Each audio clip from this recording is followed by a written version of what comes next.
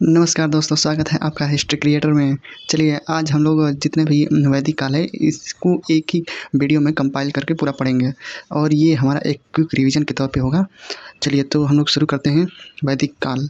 वैदिक काल क्या है? तो जो वैदिक काल है ना, ये सिंधु घाटी सभ्यता के बाद पढ़ाया जाता है, क्योंकि सिंधु घाटी सभ्यता आपको लगभग माना जाता है कि 1800 से 1500 से 1800 के करीब में समाप्त हो गया था। उसके बाद वैदिक काल ही फिर पुनर्स्थापना हुआ था, जो ग्रामीण समाज है।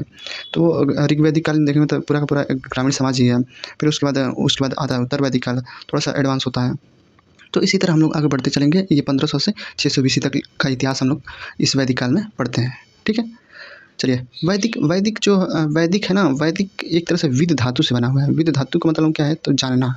विद धातु, संस्कृत में आप लोग धातु वगैरह पढ़ते होंगे, तो वही उसी के विद धातु से बना है। विद धातु का अर्थ होता है जानना। ठीक है, चलिए इस कालखंड का देख लेते हैं कि कालखंड कब से कब चलेगा ये ला। तो वैदिक काल है, जो वैदिक काल का जो विभाजन कालखंड का किया गया है वो 1500 से 600 BC तक है। ठीक है, इसे दो भागों में बांटा गया है। एक है आपका ऋग्वैदिक काल, ये वाला ऋग्वैदिक काल या पूर्व वैदिक काल, ये 1500 से 1000 BC तक चलेगा। फिर दूसरा आप आ जाइए यहाँ पे उत्तर वैदिक काल में। उत्तर वैदिक काल आपका कब से कब तक चलेगा? तो 1000 BC से लेके 600 BC तक। 600 BC तक कहाँ तक? तो महाजनपद काल। जो महाजनपद काल आएगा ना, वहाँ तक हम इसको वैदिक काल को मानते हैं। ठीक है, वैदिक काल। उसके बाद उत्तर वैदिक काल। अब आ जाइए थोड़ा सा और आगे बढ़ते हैं। आगे में क्या है कि आर्यों का मूल स्थान। आर्यों का मूल का स्थान का मतलब यहाँ क्या है? तो आर्य किसे डिनोट किया गया था? तो सिंधु घाटी सभ्यता के जैसे पतन होने के बाद उसका मैंने मत बताया था कि कुछ विद्वान कहेंगे कि ये आर्यों की आने की वजह से, यानी कि आर्य एक तरह से कबीले के रूप में रहते थे, तो कबीले के रूप में आने की वजह से ये सिंधु घाटी सभ्यता के साथ कुछ लोगों की लड़ाई हुई थी। तो कुछ लोग कुछ विद्वानों का मत है कि नहीं, ऐसा नहीं हुआ था। सिंधु घाटी सभ्यता बाढ़ से डिमोलिश हुई थी। तो इस तरह आप देखेंगे तो सिंधु घाटी सभ्यता में मैंने बताया है। आइए इस पर चर्चा करते हैं। एक आर्य को समझिए कि शुरू में एक कबीला के तौर पे है। कबीला के तौर पे कि ये आर्य कबीला के तौर पे है।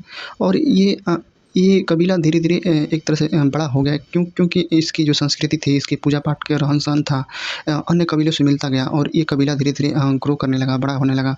और बड़ा होते-होते ये कितना विस्तार किया था, इसके बारे में भी चर्चा करेंगे। पॉइंट टू पॉइंट, हर एक पॉइंट का चर्चा करते हुए हम लोग आगे बढ़ेंगे। तो चलिए अब इसका हम लोग इस पॉइंट पर चर्चा करते हैं कि आर्य का जो मूल स्थान है, यानी कि आर्य जो आए हैं, तो जो विद्वान कहते हैं कि कहाँ-कहाँ से आए हैं, ये भी पेपर में बहुत इंपॉर्टेंट है। ये पेपर में पूछा जाता है बार-बार। तो आर्य का कुछ विद्वानों को मत देख लीजिए कि ये कहाँ से ये फॉलो करते हैं, कहाँ से ये सच बताते हैं अपने ग्रंथों में। तो जो मैक्स मूलर हैं जर्मनी के, जो हिटलर था ना, हिटलर भी आर्य ही अपने को कहता था। तो जो मैक्स मूलर हैं जर्मनी के, ये कहते हैं कि आर्य मध्य एशिया से आए थे। मध्य एशिया वाला जो अफ़गानिस्तान, किर्गिस्तान, तुर्कमेनिस्तान, ये वाला जो क्षेत्र है ना, वो मध्य एशिया के पॉइंट में आता है। तो उसी को कहते हैं कि मध्य एशिया से आए थे। और इन्होंने, मैक्स मूलर ने ही 1853 में आर्य जो शब्द है, इस आर्य शब्द का एक तरह से जाति सूचक के रूप में इसको प्रयोग किया था। यानी कि आर्य शब्द का सबसे पहले यदि प्रयोग पूछा जाए तो मैक्स मूलर ने किया था। ठीक है, फिर उसी में अगला पॉइंट में आ जाएंगे बाल गंगाधर तिलक में। बाल गंगाधर तिलक क्या कहते हैं? तो बाल गंगाधर तिलक ये भी इंपॉर्टेंट है। बाल गंगाधर तिलक कहते हैं कि उत्तरी ध्रुव पृथ्वी का जो देखेंगे तो एक उत्तरी ध्रुव होता है, एक दक्षिणी ध्रुव होता है। तो बाल गंगाधर तिलक कहते हैं कि ये उत्तरी ध्रुव यानी कि आर्कटिक क्षेत्र से आर्य आए थे। ठीक है, जो बर्फ़ वाला इलाका होता है, वहाँ से कहते हैं कि ये आर्य आए थे। कौन कहता है? तो ये बाल गंगाधर तिलक कहते हैं। ठीक है, इतना पॉइंट क्लियर हो गया। आगे बढ़ते हैं। स्वामी दयानंद सरस्वती, ये भी पेपर में पूछा जाता है। तिब्बत वाले क्षेत्र से बताते हैं ये। तिब्बत कहाँ पे पड़ता है? तो जैसे आप इंडिया देखेंगे, इंडिया के ऊपर इंडिया यदि मान लिया जाए, तो इंडिया के जैसे कि ऊपर वाले क्षेत्र में, ये ऊपर वाले क्षेत्र में इधर में चाइना की तरफ में ये तिब्बत का पठार पड़ता है, यानी कि तिब्बत ही पूरा पड़ता है। तो उस क्षेत्र से कौन बताता है? तो ये स्वामी दयानंद सरस्वती, आर्य समाज के संस्थापक थे ये बताते हैं कि ये तिब्बत क्षेत्र से आए थे। कौन आए थे? आर्य आए थे। चलिए अब उसके बाद और भी कुछ-कुछ इम्पोर्टेंट लोगों को देख लेते हैं, जैसे कि एल.डी. कल्लर कहेंगे कि ये कश्मीर वाले क्षेत्र से आए थे, जहाँ पे जो कश्मीर वाला क्षेत्र है, कश्मीर अब इसमें लद्दाख वाला भी क्षेत्र बन गया है, तो उस क्षेत्र से ये बताते हैं एल.डी. कल्लर कि ये आए थे। ठीक है, गंगानंद झा क्या कहते हैं? तो ये ब्रह्मर्षि देश को कहते हैं। ब्रह्मर्षि देश कौन सा है? तो जो आपका ब्रह्मर्षि देश आज का जो पश्चिमी यूपी ले लीजिए, कुछ राजस्थान का भाग लीजिए, कुछ एमपी का भाग ले लीजिए, तो ऐसे ब्रह्मर्षि प्रदेश बन जाएगा। तो वो उसी को कहा गया है ब्रह्मर्षि प्रदेश, ठीक है। तो ये गंगानाथ झा कहते हैं कि ये ब्रह्मर्षि देश से आए थे। फिर ये डॉक्टर अविनाश चंद्र और संपूर्णानंद कहते हैं सप्त सिंधु प्रदेश से आए थे, यानी जहाँ से सिंधु घाटी सभ्यता जिस क्षेत्र में ओरिजिन हुई थी, भारत के पश्चिमी उत्तर वाला क्षेत्र में ओरिजिन हुआ था सिंधु घाटी सभ्यता का। उसी कड़ी में सिंधु नदी बहती थी, सरस्वती नदी बहती थी, तो उसी के क्षेत्र से ये मानते हैं अविनाश चंद्र और डॉक्टर संपूर्णानंद कि ये उसी क्षेत्र से आए हुए हैं। कौन आए हुए हैं? तो आर्य आए हुए हैं, ठीक है। फिर त्रिवेदी जी का देख लीजिए, तो ये देविका प्रदेश से मानते हैं, ठीक है। देविका प्रदेश आपका उधर ही पड़ेगा, जो अफगानिस्तान वाला क्षेत्र है उधर में। फिर राजबली पांडे को कहेंगे तो ये कहेंगे कि नहीं, ये आर्यावर्त से आए हैं। आर्यावर्त कहाँ है? तो आर्यावर्त आपका जो ये हम लोग का गंगा यमुना का जो क्षेत्र पड़ता है वो वाला, उस वाले इलाके से कहा गया है, ठीक है। फिर ओलेनवर्ग की एडवर्ड एडमेयर कहेंगे कि पामीर की पठार से आए हैं, ठीक है। तो इतना पॉइंट आप लोग ध्यान रखिएगा, ठीक है। चलिए इतना पॉइंट आप ध्यान रखिएगा, आर्य कहाँ से आए थे। तो ये क्वेश्चन कभी मिलाने के लिए भी आ सकता है कहीं भी, ये क्योंकि इंपॉर्टेंट है, ये पीसीएस के लिए और नेट जेआरएफ और टीजीटी पीजीटी के पेपर में ऐसे पूछ सकता है मिलान करने के लिए। आर्य, आर्य का मतलब क्या है? आर्य शब्द जो है तो वो एक संस्कृत शब्द है। आर्य एक संस्कृत शब्द है जिसका अर्थ क्या होता है? तो श्रेष्ठ होता है, कुलीन होता है, उदात्त होता है, संभात होता है, ठीक है। कुलीन, श्रेष्ठ, उत्तम, सज्जन, ये सब इस शब्दों से डिनोट किया जाता है। किसको? तो आर्य को, ठीक है। आर्य यदि ऐसे देखेंगे तो एक कबीला है, कबीला वही कबीला डेवलप होते होते होते होते मैं बताऊंगा कि कैसे ये ग्राम से 20 से फिर कैसे ये डेवलप होके और कितना बड़ा रूप लिए हैं, जनपद महाजनपद तक बने हैं। तो उसको हम लोग पढ़ते जाएंगे इसी में आगे, ठीक है। चलिए, तो आर्य के बारे में और थोड़ा सा समझ लीजिए कि जैसे कि ऋग्वेद में देखेंगे ना, तो आर्य को 33 बार इस शब्द का प्रयोग किया गया है। कहाँ पे? तो ऋग्वेदिक काल में। और जैसे कि मैक्स मुलर को मैंने बताया कि 1853 में सबसे पहले ये इस वर्ड का प्रयोग करते हैं। किस वर्ड का? तो आर्य वर्ड का। और दक्षिणी जर्मनी में हर्ट और पेका ने इसको इन्होंने बताया था कि यहाँ से आर्य जन्मे थे। फिर दक्षिणी रूस में भी कहेंगे तो वो भी नियरिंग भी कहते हैं। दक्षिण रूस की मतलब कि रूस के नियरिंग इतिहासकार हैं, तो वो भी कहते हैं कि ये आर्य जो आए थे ना, तो हमारे क्षेत्र से आए थे। जहाँ जहाँ के इतिहास कर पाएंगे वहाँ वो अपने क्षेत्र में आर्य को दिखाने का प्रयास करते हैं, कुछ सबूत इकट्ठा करते हैं कि देखिए नहीं, ये आर्य यहाँ से आए थे। क्योंकि आर्य एक तरह से कम्युनिटी बहुत ही श्रेष्ठ लोगों की कबीला माना गया है, तो उसी के पूर्वज अपने को दिखाने के लिए ऐसा इतिहासकार अपने तरफ खींचते हैं, ठीक है। चलिए, तो इतना आप लोगों को समझ में आ गया होगा। अब इसके जस्ट हम लोग और आगे बढ़ते हैं। आगे में है कि वैदिक कालीन स्रोत। अब तक तो हम लोग देखे थे कि आर्य कहाँ से आए हैं, ये हम लोगों ने देखा था मत विद्वानों का। अब देखेंगे हम लोग ये साहित्य में कहाँ कहा गया है कि ये लोग कैसे आए थे। फिर ऐतिहासिक भी स्रोत देखेंगे, हाँ। कुछ साहित्य को देख लेते हैं, कुछ ऐतिहासिक स्रोत को देख लेते हैं। तो 2 स्रोत हैं यहाँ पे, एक पुरातात्विक स्रोत है और एक साहित्यिक स्रोत है, ठीक है। पुरातात्विक स्रोत में देख लीजिए, पुरातात्विक बताया था कि पुरातात्विक स्रोत में आपका अभिलेख भी आ जाएगा, पाषाण आ जाता है। तो ऐसे, तो इसमें पुरातात्विक में क्या है, तो 2 अभिलेख मिले हैं आपको। दो अभिलेख कौन कौन से? तो एक बीजगोई का अभिलेख है, एक कस्सी का अभिलेख है। कस्सी या कसाई इसी तरह नाम आता है इसका। तो बेजगोई का अभिलेख में क्या है, तो ये बेजगोई का अभिलेख जो है ना 1400 BC में एशिया माइनर तुर्की वाले क्षेत्र में मिला है। जो तुर्की का इलाका एरिया है, वहाँ पे कहा गया कि ये बेजगोई का अभिलेख मिला है। बेजगोई का अभिलेख क्या है, इसमें क्या कहा गया है, तो एक था आपका हित्ती कबीला, ठीक है। ये 1400 BC में मिला है। ये एक था हित्ती कबीला और एक था मितानी कबीला। इन दोनों में ना जैसे कि युद्ध बहुत घमासान हुआ। इन दोनों कबीलाओं में युद्ध बहुत घमासान हुआ। घमासान युद्ध होने के बाद ये लोग एक तरह से संधि किए कि अब हम लोग कभी भी युद्ध नहीं करेंगे।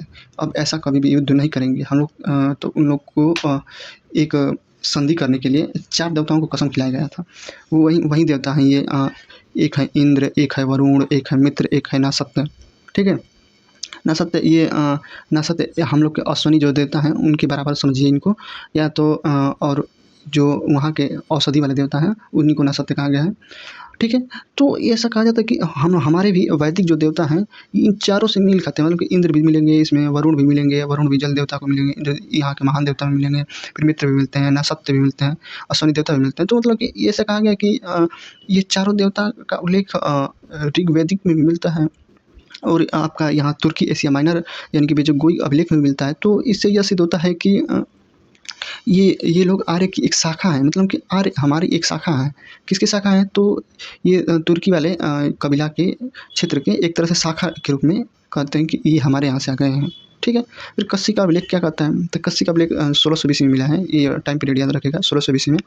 और ये कहता है कि ईरान में मिला है, तो ईरान से कहता है कि ईरान की एक शाखा, यानी कि ये कहता है ना कि ईरान की एक शाखा इधर भारत की ओर, मतलब कि भारत की तरफ जाते हुए देखा गया है, ठीक है। तो वो कहता है कि ईरान की एक शाखा भारत की जाते हुए देखा गया है। तो इसका मतलब ये हुआ कि ये लोग देखे हैं कि ये लोग उधर ही जा रहे थे।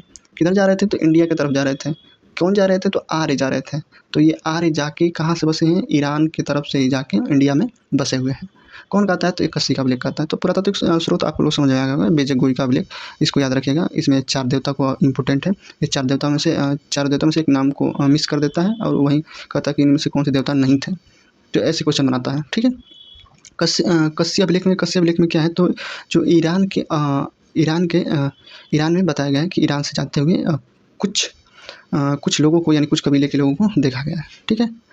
चलिए, कस्सी का अभिलेख हो गया। अब साहित्य में आते हैं। साहित्यिक स्रोत में क्या है? तो साहित्यिक स्रोत में जो वैदिक काल में मिला है, उसमें कैसे हम लोग बताएंगे कि साहित्यिक स्रोत में क्या क्या मिला है।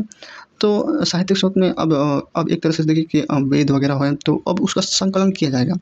मैंने बताया था कि जो सिंधु घाटी सभ्यता है उसमें तो कुछ लिखा गया है, लेकिन उसे पढ़ा जाना बहुत मुश्किल था। लेकिन इस समय क्या हुआ है कि इस समय भी जो पूर्व वैदिक काल का युग है वो अभी लिखा नहीं जा रहा है कुछ। फिर उसमें जैसे गुरु जो ज्ञान दे रहे हैं, ज्ञान देने के बाद फिर दूसरे अपने शिष्य को फिर वो शिष्य अपने फिर शिष्य को ऐसे-ऐसे, मतलब कि ज्ञान दिया जा रहा है और ज्ञान को एक तरह से श्रुति के रूप में रखा गया है, ठीक है। तो इसी की वजह से श्रुति संहिता भी इसे कहा जाता है, श्रुति साहित्य भी कहा जाता है, क्योंकि ये सब संकलन किया गया है। जितने भी ये साहित्य शुरू-शुरू के मिलेंगे, जैसे चारों वेद हुए, ब्राह्मण हुए, ग्रंथ हुए, आरण्यक हुए, ये एक तरह से देखेंगे तो लिखा नहीं गया है, ये केवल संकलन किया गया है। संकलन का मतलब कि इकट्ठा किया गया है। तो इसी की वजह से इसको श्रुति साहित्य भी माना जाता है, ठीक है। चलिए, तो इसमें क्या-क्या है आपका? तो सबसे पहले आपको पता ही होगा, पहले सबसे वेद आते हैं। वेद में भी पूछेंगे तो आपको पहले सबसे पहले ऋग्वेद आता है। ऋग्वेद आएगा, फिर यजुर्वेद, फिर सामवेद, अथर्ववेद, चारों वेद आप लोगों को पता ही होगा। ऋग्वेद, यजुर्वेद, सामवेद।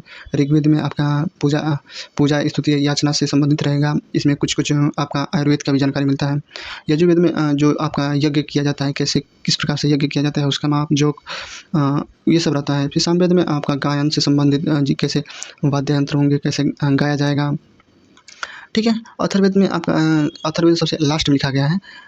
तो इसी की वजह से इसमें जादू टोना मंत्र और ये सबसे ज़्यादा अथर्ववेद लोगों में प्रचलित रहेगा, ठीक है। इन चारों के बारे में आप लोग थोड़ा बहुत समझ गए होंगे। फिर आएगा आपका इसी के आगे कि इसमें आएगा ब्राह्मण। ब्राह्मण क्या होता था? तो ब्राह्मण आपका होता था कि वेदों को समझने के लिए, जैसे कि जो वेद लिखे गए हैं ना, वेद इतना जटिल भाषा में लिखे गए हैं कि अब समझना आम लोगों के बस की बात नहीं होती है। तो जो वेद है ना, वेद को समझने के लिए एक तरह से इस ब्राह्मण ग्रंथों को रचना की गई है। फिर आरण्यक क्या होता है? तो आरण्यक होता है कि जो दार्शनिक बातें हैं इस वेदों के जो दार्शनिक बातें हैं, जो निष्कर्ष हैं, उसको जंगल में जाके लोग ऋषि मुनि एक तरह से देख के सोचते थे, विचारते थे कि इसका मतलब क्या हो सकता है। यानी कि दार्शनिक फिलोसफिकल जो बातें हैं उसको ये आरण्य मुनि के जंगल में जाके लिखते थे, इसलिए इसे आरण्यक बोला गया है।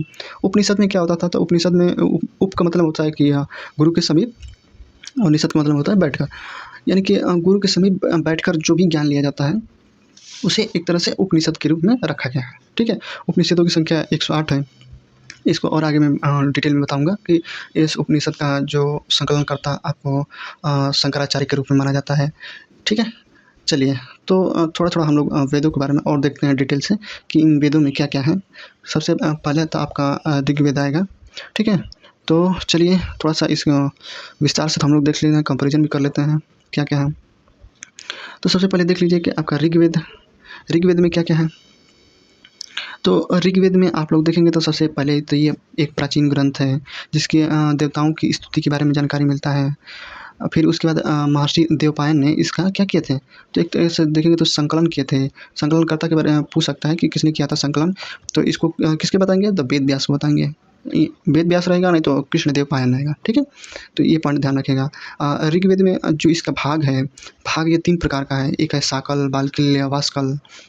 जो साकल है ना 117 है और जो बालखिल्य है वो 11 है और जो वास्कल्य है वो 56 है। और ये बालखिल्य इस समय उपलब्ध ही नहीं है। इस समय इस समय तक अभी तक इस ऋग्वेद काल का जो वास्कल्य 56 हुआ है, इसे खोजा ही नहीं गया है अभी मिला ही नहीं है। ठीक है। और क्या-क्या है ऋग्वेद में? तो ऋग्वेद में देखेंगे तो जो आपका मंडल है वो 10 है, अष्टक 8 हैं, सूक्त सूक्त क्या होता था? तो सूक्त एक तरह मंत्रों का एक तरह से श्रेणी होता था कि एक सूक्त में 3 से लेके 300 तक मंत्र होते थे। तो एक सूक्त में यहाँ पे जो ऋग्वेद में सूक्त मिला है, वो सूक्त 1028 मिला है। ठीक है? ये भी पॉइंट कभी पेपर में आ जाता है। तो सूक्त है जो ऋग्वेद में 1028 है। मंत्र देखेंगे तो 10,580 के करीब में मंत्र हैं यहाँ पे। ठीक है? और जितना भी मंत्र है ना, उसके उच्चारण से पहले अग्नि देवता का, यानी कि कोई भी मंत्र बोलना है तो उस मंत्र के पहले अग्नि देवता का उपासना किया जाता था। ठीक है? जैसे कि श्री गणेश किसी भी काम करने के लिए हम लोग गणेश जी का पूजा करते हैं, तो उसी तरह यहाँ पे किसी भी मंत्र का उच्चारण करने से पहले एक तरह से अग्नि का आह्वान किया जाता था। चलिए इसमें और देख लेते हैं हम लोग क्या है कि जो मंडल है 10वें मंडल बहुत इम्पोर्टेंट है। मंडल, ठीक है? तो इसमें मंडल आप लोग को ज़्यादा इम्पोर्टेंट है। इसमें मैंने बताया कि 10 मंडल हैं, 1028 सूक्त हैं। ठीक है? ये सब बता दिया हूँ मैं। मंडल देख लीजिए, मंडल में क्या है? तो मंडल में आपका 10 मंडल है। जो प्रथम मंडल है उसे कहा गया है कि जो प्रथम मंडल है इसको कहा गया कि मेघातिथि ने इसका संकलन किया था। फिर जो द्वितीय मंडल है उसको कहा जाता है कि भार्गव ऋषि ने किया था। तृतीय मंडल जो देखिए ज़्यादा इंपॉर्टेंट है पेपर के लिए। तृतीय मंडल पूछा जाता है कि तृतीय मंडल का जो संकलन करता है, ये रचयिता यहाँ पे दिया है, जो संकलन करता है वो कौन है? तो विश्वामित्र है। क्या है इसमें? तो गायत्री मंत्र है। ठीक है? गायत्री मंत्र उनके सूर्य देवता का उपासना है। गायत्री मंत्र को क्या है? तो गायत्री मंत्र जो आप लोग गायत्री मंत्र गाते हैं ना, ओम भूर्भुवः स्वः तत्सवितुर्वरेण्यम। ठीक है? तो ये वाला जो मंत्र है ना, यही गायत्री मंत्र है। गायत्री मंत्र का संकलनकर्ता कौन है? तो विश्वामित्र है। ठीक है? सूर्य देवता का यहाँ पे पूजा किया जाता है। चौथे मंडल को देख लीजिए। चौथे मंडल में क्या है? तो चौथे मंडल में जो चौथा मंडल है वो वामदेव द्वारा इसको संकलित किया गया है। इसमें क्या है कि तो एक 57वां सूक्त है। कृषि के लिए इसमें जानकारी मिलती है कि 57वां सूक्त में 24वां जो मंत्र है, 57वें सूक्त के जो 24वां मंत्र है, उसमें अब पृथ्वेन कौन होते हैं? तो पृथ्वेन एक कृषि वैज्ञानिक थे। कृषि वैज्ञानिक मान लीजिए, इंजीनियर मान लीजिए, क्योंकि एक तरह से यही जैसे हल वगैरह है तो बनाने का यही काम करते थे। तो इन्हीं को पृथ्वेन को कहा गया कि ये कृषि इंजीनियर थे। ठीक है? तो चतुर्थ जो मंडल है इसमें कृषि की जानकारी मिलती है और वामदेव इसके क्या थे? तो संकलनकर्ता थे। ठीक है? ये पंचम मंडल पाजी थे। पंचम मंडल जो अत्रि, ठीक है? तो ये संकलनकर्ता माने जाते हैं। इसमें कुछ खास जानकारी नहीं मिलती है, तो इसलिए इम्पोर्टेंट नहीं है। ठीक है? सातवां में क्या है? तो सातवां में आपका ये ज़्यादा इम्पोर्टेंट है। छठवां आपका भरद्वाज ऋषि ने संकलन किया था। और सातवां ज़्यादा इम्पोर्टेंट है। ये वशिष्ठ, जो सातवां मंडल है ना, वशिष्ठ गुरु ने इसका संकलन करता है। इसमें 10 राग युद्ध का वर्णन मिलता है। सबसे यदि पूछा जाएगा सबसे पहले किस युद्ध का चर्चा मिलता है? 10 राग के युद्ध आपको बताना पड़ेगा। सबसे पहले 10 राग के युद्ध का चर्चा मिलता है। इसमें क्या हुआ था कि जो सुदास हैं वो आर्य राजा थे भरत वंश के। तो वो 10 आर्य और अनार्य से रावी नदी के तट पर युद्ध किया था और 10 राजाओं को मिल के वो लोग कुछ नहीं मतलब कि कुछ इनको हरा नहीं पाए थे। किनको नहीं हरा पाया था? तो जो ये भरत वंश के राजा सुदास थे, तो इनको नहीं हरा पाए थे। यानी कि राजा सुदास यहाँ पे जीत गए थे। तो इसी के जो भरत वंश के थे, तो इसी के भरत वंश की वजह से ही इनको भरत के वंश की वजह से ही शायद ये कहा जाता है कि भारत नाम पड़ा था। ठीक है? आगे ये अगवा अष्टम मंडल में आपका ये अंगिरस ने इसका, जो अंगिरस ऋषि थे तो इसका संकलनकर्ता मानते हैं 8वां को। 8वां ज़्यादा इंपॉर्टेंट नहीं है, लेकिन 9वां इंपॉर्टेंट है आपका कि 9वां में क्या है? तो 9वां सोम देवता। ठीक है? 9वां में सोम देवता अंगिरा ने इसको क्या किया था? संकलन किया था। तो सोम देवता को मिलता है वर्णन। ठीक है? 10वां मंडल में जैसे 10वां मंडल में क्या है? तो 10वां मंडल में आपका एक 10वां मंडल ये नया मंडल माना जाता है। ठीक है? 10वां मंडल में पुरुष सूक्त मिलेगा, नदी सूक्त मिलेगी, विवाह सूक्त मिलेगा। इसी में 4 सूक्त मिलेगा। ये पेपर में बार-बार पूछा जाता है कि पुरुष सूक्त कहाँ किस मंडल में या किस वेद में मिला है? तो किस वेद में मिला है? तो आपको 10वां मंडल में मिला है, ऋग्वेद में। इसमें क्या वर्णन मिलता है? तो इसमें ये कहा गया है कि जो आर्य है ना वो गौर वर्ण के हैं और जो गैर आर्य हैं, जो आर्य नहीं हैं, वो श्याम वर्ण के हैं। और पुरुष सूक्त में ये बताया गया कि एक विराट पुरुष, यानी कि एक वयस्क पुरुष, एक हट्टा-कट्टा पुरुष जो है, ये उसके जो मुख है तो वो ब्राह्मण को डिनोट किया गया है। जो हाथें हैं, भुजाएँ हैं, उसे क्षत्रिय के लिए डिनोट किया गया है। जो पेट है, पेट वैश्य को डिनोट किया गया है, और जो पैर है उसको शूद्र के लिए डिनोट किया गया है। तो ये सारे डिनोट एक तरह से वर्ण व्यवस्था को बता रहे हैं। तब ब्राह्मण, क्षत्रिय, वैश्य, शूद्र यहाँ से उत्पत्ति माना जाता है। तो कहाँ से माना जाता है? तो ये 10वां मंडल से माना जाता है। एक पॉइंट और ध्यान रखिएगा कि जो दूसरा मंडल है ना, दूसरा मंडल से लेके और 7वें मंडल तक, ये वंश मंडल या ऋषि मंडल या प्राचीनतम मंडल, इसका मतलब क्या हो कि सबसे ये पुराना मंडल माने जाते हैं। कौन-कौन? तो दूसरा, तीसरा, चौथा, 5वां, 6वां, 7वां, ठीक है? तो ये भी पेपर में कई बार पूछा गया है, तो इस पॉइंट को भी ध्यान रखिएगा। 2 से लेके 7 तक ये मंडल प्राचीनतम मंडल है, ठीक है? अब आ जाइए हम लोग देखते हैं यजुर्वेद को थोड़ा सा देख लेते हैं। यजुर्वेद में क्या है? यजुर्वेद, तो यजुर्वेद में एक तरह से देखेंगे तो 40 अध्याय है, 1990 मंत्र के करीब में है। इसमें 2 भागों में ये विभक्त है। एक है शुक्ल यजुर्वेद, इसी को वाजसेनी संहिता बार बार कहा जाएगा, तो आप लोग ध्यान रखिएगा। वाजसेनी संहिता यजुर्वेद से ही रिलेटेड है। यह पद में लिखा गया है, ठीक है? ये वाजसेनी संहिता का भी 2 अभिरूप माना जाता है, और एक काण्व, एक माध्य दिन। और ये यजुर्वेद का एक जो शुक्ल यजुर्वेद बताए थे, ठीक है? वाजसेनी भी उसी को कहा जाता है, शुक्ल यजुर्वेद को ही, ठीक है? उसके 2 भाग हैं, एक है काण्व, एक मध्य दिन। फिर उसके बाद और आगे बढ़ेंगे तो एक तरह से यजुर्वेद का एक और भाग है, उसे कहा जाता है कृष्ण यजुर्वेद। ये गद्य में लिखा गया है। इसके 4 भाग हैं, एक काष्ठों, कनिष्क, एक मैत्राणी, एक तैत्तिरीय। तो इसके भाग देख लीजिए यजुर्वेद के। फिर से यजुर्वेद के 2 भाग, एक शुक्ल यजुर्वेद, एक कृष्ण यजुर्वेद, ठीक है? जो शुक्ल यजुर्वेद है उसी के 2 भाग, और एक काण्व, एक मध्य दिन। और कृष्ण यजुर्वेद के 4 भाग, एक काष्ठक, एक कपिष्ठक, और एक मैत्राणी, एक तैत्तिरीय, ठीक है? इतना क्लियर हो गया। इस यजुर्वेद में होता क्या था? तो यजुर्वेद में आपका यज्ञ कर्मकांड, जितने भी बलिदान है, यज्ञ कैसे करना है, ये सब इसमें होता था। इसके पुरोहित को क्या कहा जाता था? पुरोहित को अध्वर्यु कहा जाता था, ठीक है? और जो इसमें बस लगभग इतना ही है यजुर्वेद में, ठीक है? चलिए, यजुर्वेद के बाद में थोड़ा सा सामवेद को देख लीजिए। सामवेद में क्या है? तो सामवेद में इसका 3 भाग माना गया है। एक है कैथुम, रामायणी, जैमिनी। कैथुम, रामायणी और जैमिनी। इसके जो गायनकर्ता हैं उसे उद्गाता कहा जाता था, ठीक है? इसके जो जानकार हैं उसे उद्गाता कहा जाता था। 1500 के करीब में इसमें भी मंत्र हैं।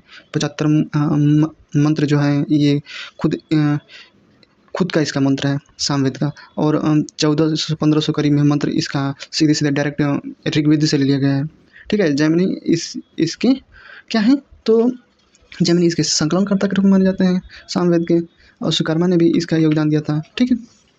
चलिए थोड़ा सा अथर्ववेद को भी इसी तरह देख लेते हैं। अथर्ववेद में आपका देखेंगे तो 20 अध्याय है, फिर 731 सूक्त हैं, फिर 6000 के करीब में मंत्र है, और 2000 तक करीब में मंत्र ये ऋग्वेद से ही लिया गया है इसमें।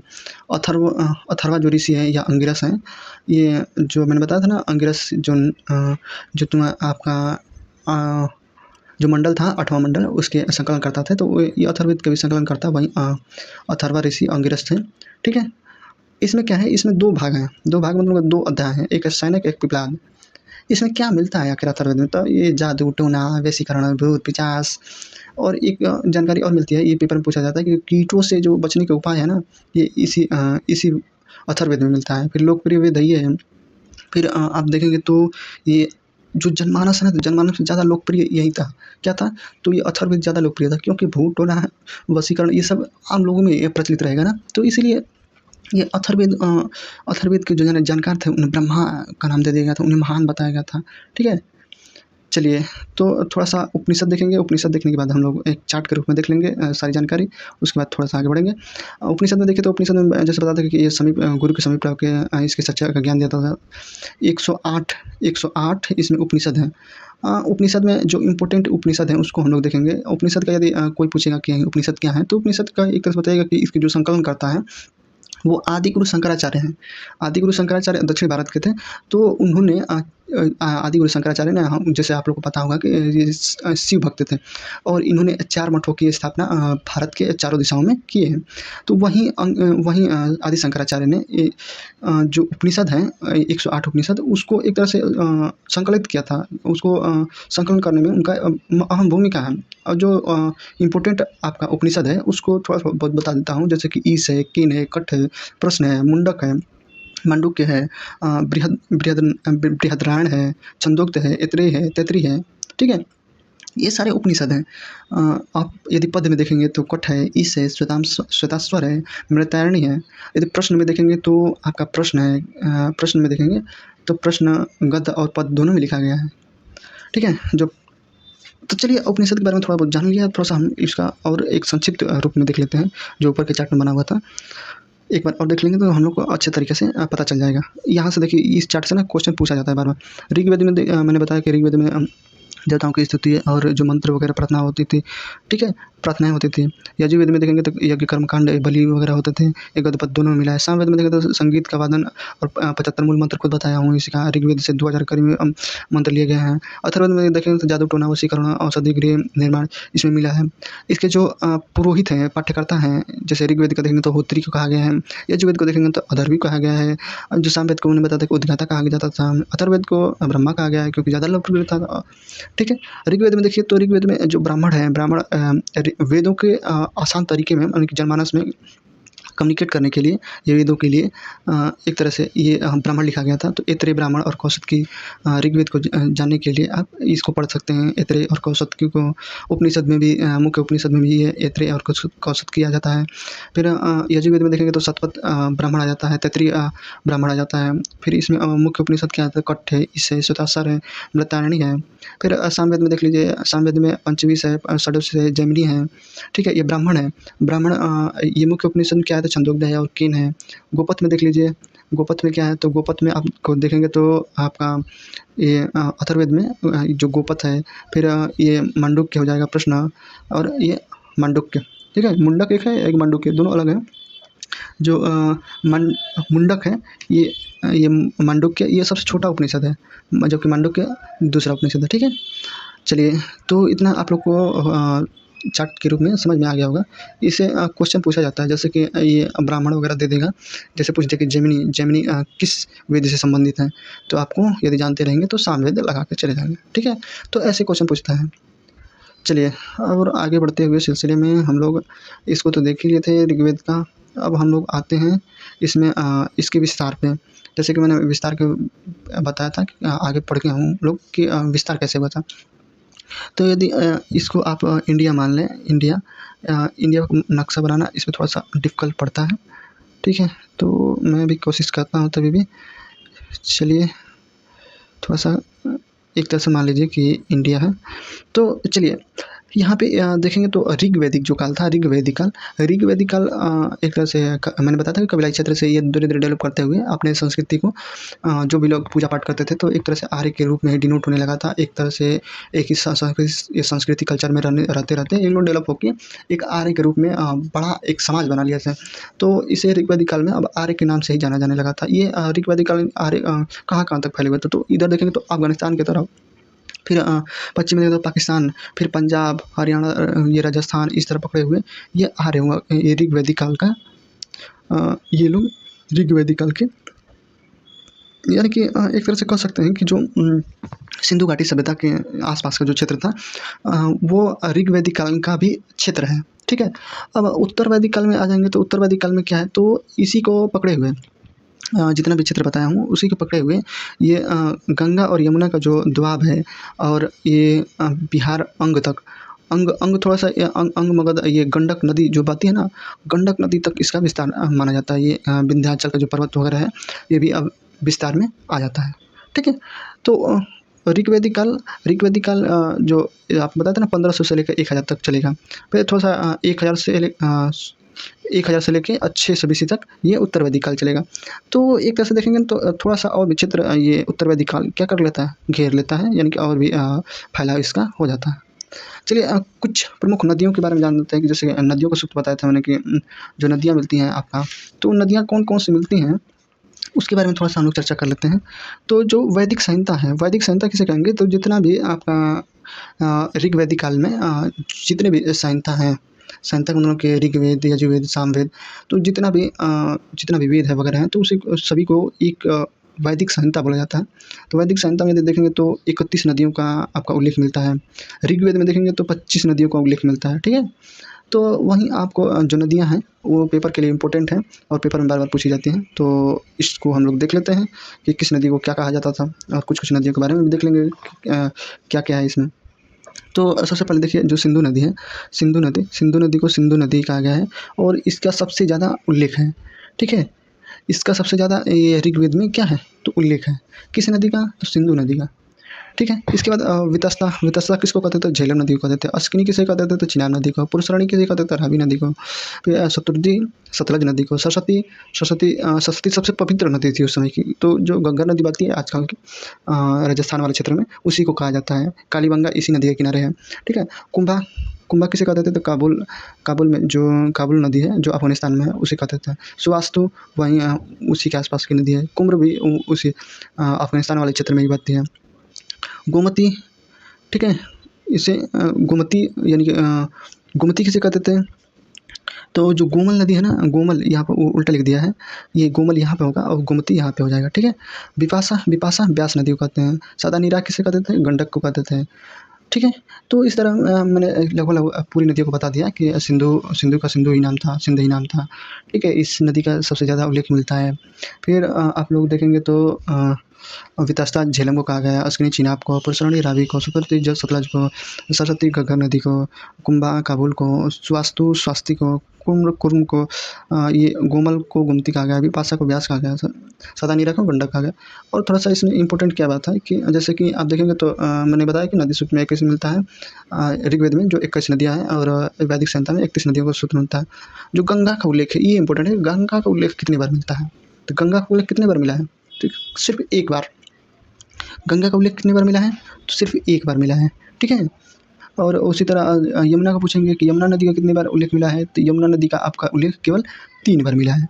तो इससे इम्पोर्टेंस पता चलता है कि आखिर इन नदियों का इम्पोर्टेंस उसमें कितना था, जिसका जितने बार वर्णन है यानी कि उतना इम्पोर्टेंस है। तो यमुना का 3 बार है, गंगा का 1 ही बार है, ठीक है। तो इस समय कह सकते हैं कि गंगा उतना इम्पोर्टेंट इन लोग के लिए नदी नहीं है। चलिए इसके बाद और हम लोग देखते हैं, अब देखेंगे हम लोग राजनीतिक जो व्यवस्था है और भी यदि कुछ जानना चाहेंगे तो इसमें जैसे कि आप जान सकते थे कि आगे जो पर्वत है, पर्वत में भी मुजावंत, शिलावंत, आर्जिक, शयांत, सोम ये सब पर्वत आता था। मुजवंत पर्वत से मैं बताऊंगा कि सोमरस का सोमरस एक पवित्र पेय पदार्थ उस समय माना जाता था, जैसे पीने के बाद अल्लास यानी कि खूब अच्छा नींद लगता था, तो उसे अल्लास का देवता भी कहा गया है सोम को, ठीक है। फिर जो धन वर्ड है वो मरुस्थल के लिए वर्ड यूज किया गया है। जो अपर वर्ड है अपर अरब सागर के लिए वो यूज किया गया है वर्ड को। ये अपर वाला पूछा गया पेपर में कई बार कि समुद्र में परावत अपर जो है शब्द ये किसके लिए यूज किया गया है तो ये अरब सागर के लिए यूज किया गया है, ठीक है। चलिए तो थोड़ा सा हम लोग और आगे बढ़ते हुए राजनीतिक व्यवस्था में देखेंगे कि राजनीतिक व्यवस्था में क्या क्या है। चलिए तो राजनीतिक व्यवस्था में थोड़ा सा देख लेते हैं। राजनीतिक व्यवस्था में मैं बता दूं कि शुरू में देखेंगे हम लोग ऋग वैदिक काल को, फिर उत्तर वैदिक काल से हम लोग कंपैरिजन करते चलेंगे, ठीक है। चलिए तो चलिए इसको थोड़ा सा हम और डिफाइन कर देता हूँ कि आखिर है क्या ये।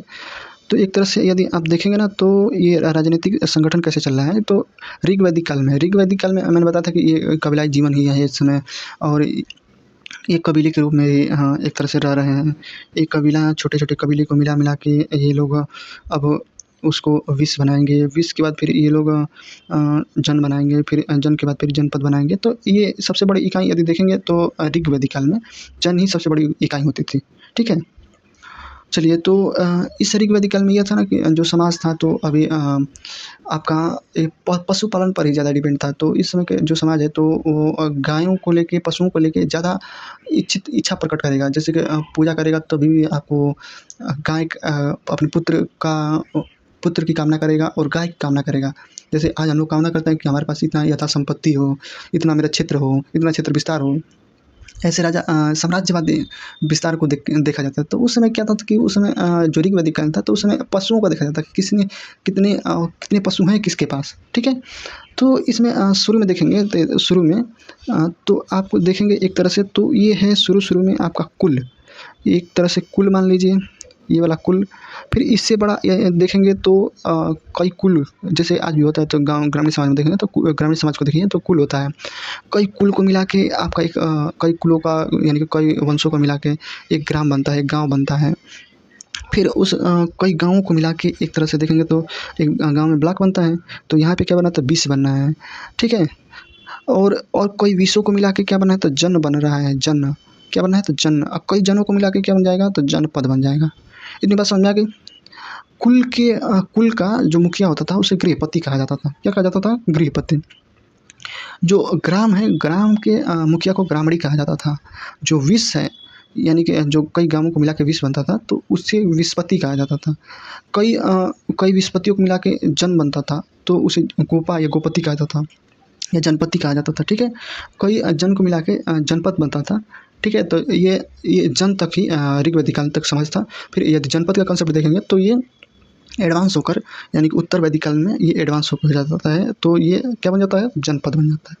तो यदि पूछेगा कि ऋग्वैदिक काल का सबसे बड़ा राजनीतिक राजनीतिक राजनीतिक इकाई क्या थी? सबसे बड़ा राजनीतिक इकाई तो आपको जन ही बताना पड़ेगा। और वहीं वैदिक का पूरा वैदिक काल का पूछेगा तो जनपद बताना पड़ेगा। ठीक है, तो ये आप लोग को समझ में आ गया होगा। चलिए आगे बढ़ते हैं। आगे में क्या है? तो आगे में ये है कि राजनीतिक संस्थाएँ क्या-क्या थी? तो उसमें राजनीतिक संस्थाएँ जैसे कि आप गाँव में देखेंगे तो पंचायत है, पंचायत में सभा है। तो उसमें कैसे था समाज? तो उस समय जो अभी बताते हैं कबीलाई क्षेत्र में, कबीलाई के रूप में है, तो वहाँ पे एक तरह से गणतंत्र और गणतंत्रात्मक और राजतंत्रात्मक दोनों का इसमें ओवरलैपिंग मिलता है। ठीक है? ये गणतंत्रात्मक लगभग होने की स्थिति में था। तो ये गणतंत्रात्मक से धीरे-धीरे शिफ्ट हो जाता है कि किस तरफ? तो राजतंत्रात्मक तरफ। देखिए कैसे शिफ्ट हो रहा है। तो एक तरह से शुरू-शुरू में ये जो कबीला हुआ करता था, तो कबीले का मैंने बताया था कि कबीले का जो मुखिया होते थे, ये कबीले का जो ये विसंपत्ति हुए, जनगोपा हुए, तो ये सब लोग मिलके एक सभा करते थे। ठीक है? ये लोग क्या करते थे? तो सभा करते थे। ये लोग सभा करते थे, तो इन्हें कहा गया है क्या? तो इन लोगों को जैसे सभा होता था। ठीक है? तो जो भी ये प्रमुख लोग थे, जैसे मैंने बताया ना कि पीछे कि जो कुल के थे तो गृहपति कहा जाता था, ग्राम के थे तो ग्रामणी कहा जाता था, विष के थे तो विषपति कहा जाता था, जन के थे तो जनपति या गोपति कहा जाता था। तो ये लोग मिलके एक सभा बनाते थे। यदि पुरुष है तो पुरुष को कहा जाता था क्या? तो सभावत और सवेद कहा जाता था, और जो महिला होती थी उन्हें सभावती कहा जाता था। ठीक है? इतना बात समझ में आ गया। चलिए समिति में आ जाइए। समिति में क्या होता था? तो समिति सभी लोगों की सभाएँ होती थी। मतलब कि आम लोगों की भी जो सभा होती थी वो क्या होती थी? तो सामान्य जनता के लिए सारी ये सभाएँ होती थी। आज की केंद्रीय अवस्था की तरह केंद्रीय संस्था जैसे कि लोकसभा है ना, तो राजा को चुनते हैं। जब यहाँ पे एक तरह से अपने कबीले के जो मुखिया को चुनना हो, यानी कि राजा को चुनना हो, एक तरह से राजा का कॉन्सेप्ट यहाँ भी आ रहा है। तो राजा को निर्वाचन किया जाता था, जब यानी कि चुनाव किया जाता था। तो आज की लोकसभा की भांति यहाँ पे सभी लोग इकट्ठा होते थे और राजा का चुनाव करते थे। विदत क्या था? तो विदत एक प्राचीन संस्था थी जो धार्मिक और उपज वितरण के लिए, यानी कि जो अनाज वगैरह था, क्या धार्मिक जो पूजा किसका किया जाएगा, सैन्य के लिए, मतलब कि जो एक कबीला दूसरे कबीले पर आक्रमण कर दिया तो उसे बचाव के लिए इस विदत का, यानी कि विदत संस्था को बनाया जाता था। गण क्या होता था? तो गण मैंने बताया था जो कुलीनों की जो सभा होती थी, मतलब कि जो छोटे-छोटे कुल थे ना, तो वो कुल लोग एक तरह से पंचायत करते थे, तो उन्हीं को गण कहा गया है। ठीक है? चलिए, तो ये गण में क्या होता था? ये उत्तर वैदिक काल में बस केवल चल के 2 ही सभा रहता है। एक रहता है सभा, एक समिति। और इसे अथर्ववेद में कहा गया है कि ये दोनों प्रजापति की क्या हैं? पुत्रियाँ हैं। ठीक है? ये भी क्वेश्चन पूछा गया है कि प्रजापति की पुत्रियाँ क्या है? किसे कहा गया? तो सभा और समिति को कहा गया है। ठीक है? चलिए अब थोड़ा-सा और आगे बढ़ते हैं। अगला कॉन्सेप्ट पे क्या है? तो अगला कॉन्सेप्ट आपका रत्निन का है। रत्निन राजा का जो कॉन्सेप्ट आ गया है, जो सभी लोग मिलके एक राजा का चुनाव कर ले रहे हैं। तो जो राजा का चुनाव कर ले रहे हैं, तो इस जो गण है ना, गण शब्द का ऋग्वेद में 46 बार वर्णन मिलता है। और ये कबीले के तौर पे होते थे। 10 राग के युद्ध के बारे में आपको बता ही दिए। फिर उसके बाद आप लोग इस 12 रत्निन को देख लीजिए। 12 रत्निन में क्या होता था? तो इस 12 रत्निन में आपका आगे चल के फिर इसमें बताऊँगा कि 12 रत्निन में कौन-कौन से रत्निन होते थे। तो इसमें जो ऋग्वैदिक काल में किस प्रकार के राजा की सहायता करने के लिए कुछ लोग हैं, उसके बारे में यहाँ पे वर्णन मिला है। तो जो पुरोहित होता था, पुरोहित ये सलाहकार के रूप में, इसके उदाहरण के रूप में देख सकते हैं वशिष्ठ गुरु को, विश्वामित्र को। सेना के रूप में कार्य करते थे। स्पष्ट देखेंगे तो गुप्तचर हुआ करते थे। ये दूत जो है संदेश वाहक थे। ठीक है?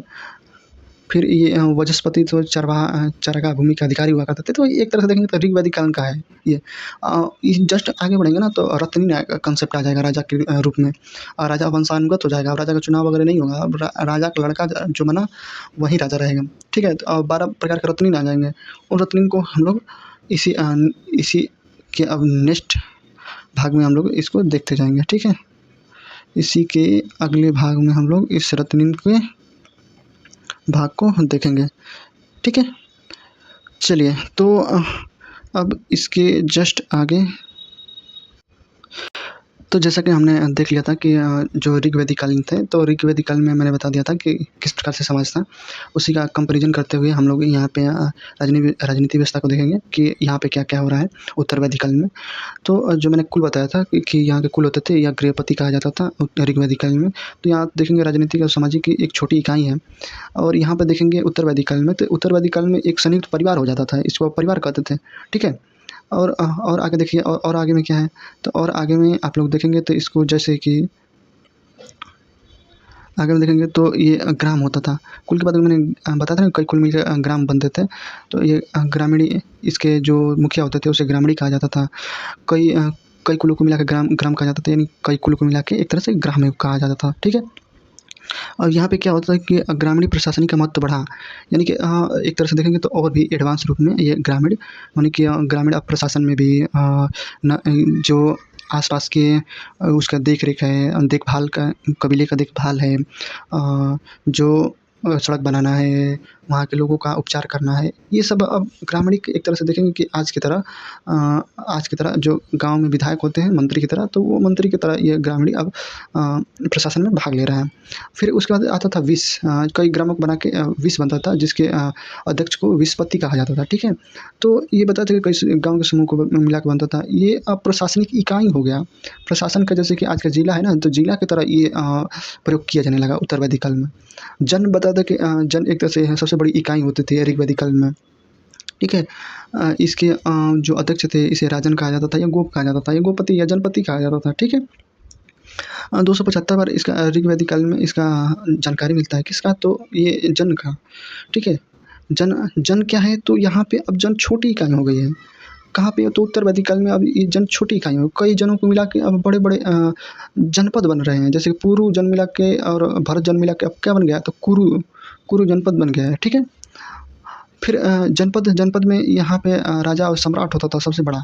ऋग्वैदिक काल में इसका जानकारी नहीं मिलती है, जबकि ये देखेंगे तो आपका उत्तर वैदिक काल में इसकी जानकारी यानी कि उदय हो गया है जनपद का, ठीक है। चलिए आगे और देख लेते हैं, आगे और क्या-क्या है। तो आगे जैसे मैंने बताया ना कि ये कबीले हैं, तो कई कबीले अब मिल के आपस में जनपद बन रहे हैं। जैसे कि कुरु जनपद को देख लीजिए। कुरु जनपद में क्या है, तो एक तरह से ये पुरु और भरत मिला के ये कबीला बना था कुरु। इसमें क्या था, तो राजधानी इसका आसदंती था। इसका राजा परीक्षित थे। ये परीक्षित कौन माने जाते हैं, तो मृत्यु लोक के देवता माने जाते थे परीक्षित। ये जन्मेजय यहाँ के इम्पोर्टेंट किंग थे। जहाँ पंचाल क्या है, तो पंचाल क्रीवी और तुवर्स को मिलके ये पंचाल बनता है। पंचाल क्रीवी और तुवर्स को मिलके ये तुवर्स और कीवी एक कबीला था। तो ये 2 कबीले मिलके पंचाल जनपद का निर्माण किए हैं। ये कहाँ पे आज है, तो आज ये कंपिल फर्रुखाबाद की तरफ है। इसके राजा दार्शनिक थे। ये इसे प्राइमरी या जैवली कहा जाता था इनको, ठीक है। कैके में क्या है, तो ये ब्यास नदी के तट पर था। इसके दार्शनिक राजा अश्वपति हुआ करते थे, ठीक है। जैसे कि मद्र या मत्स्य देख लीजिए, तो शिवी और ये मत्स्य मिलकर शिवी ये कबीला है और मत्स्य कबीला मिलकर क्या बनाते थे, तो मद्र देश यानी मत्स्य पढ़ेंगे आप महाजनपद में, ठीक है। तो वहीं अब जनपद बनेगा। फिर जनपद कई मिला के जीत के महाजनपद बनेगा, ठीक है। चलिए मैंने सभा और समिति बता दिया कि आपको, जैसे कि सभा और समिति में क्या था कि सभा और समिति में यहाँ ये था कि सभा और समिति ही केवल रह जाता है। और उस समय जो ऋग्वैदिक काल था, तो ऋग्वैदिक काल में आपको गण भी मिलता था, परिषद भी मिलते थे।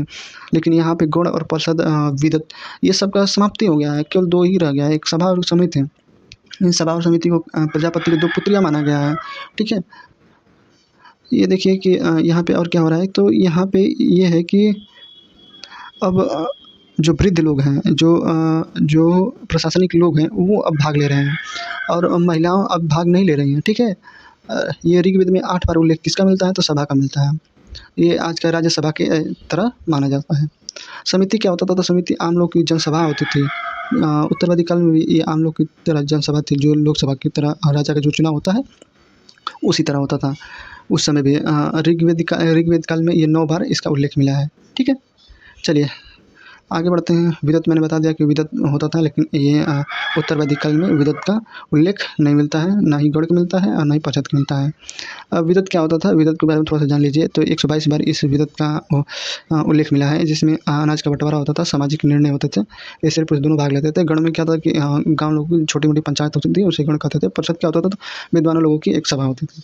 ठीक है, चलिए अब हम लोग आगे आते हैं रत्निन। रत्निन क्या होता था कि मैंने बताया था कि ऋग्वैदिक काल में कोई राजा एक होता था, तो राजा जन के लेवल पर ही था, और उस जन के लेवल के लिए कुछ ही उसको ज़रूरत पड़ता था। एक सिंपल की तरह राजा होता था, इसका जो कर व्यवस्था होता था तो वो बलि के रूप में होता था। अब ये उत्तरवैदिक काल में जो कर है, वो कर को 1/6 यानी कि पूरे का 16वां भाग अब कर या शुल्क या भाग के रूप में अब अनिवार्य कर बना दिया गया है। ठीक है, तो राजा अब कर भी लेता है और अपनी प्रजा का अब दायित्व भी देखता है।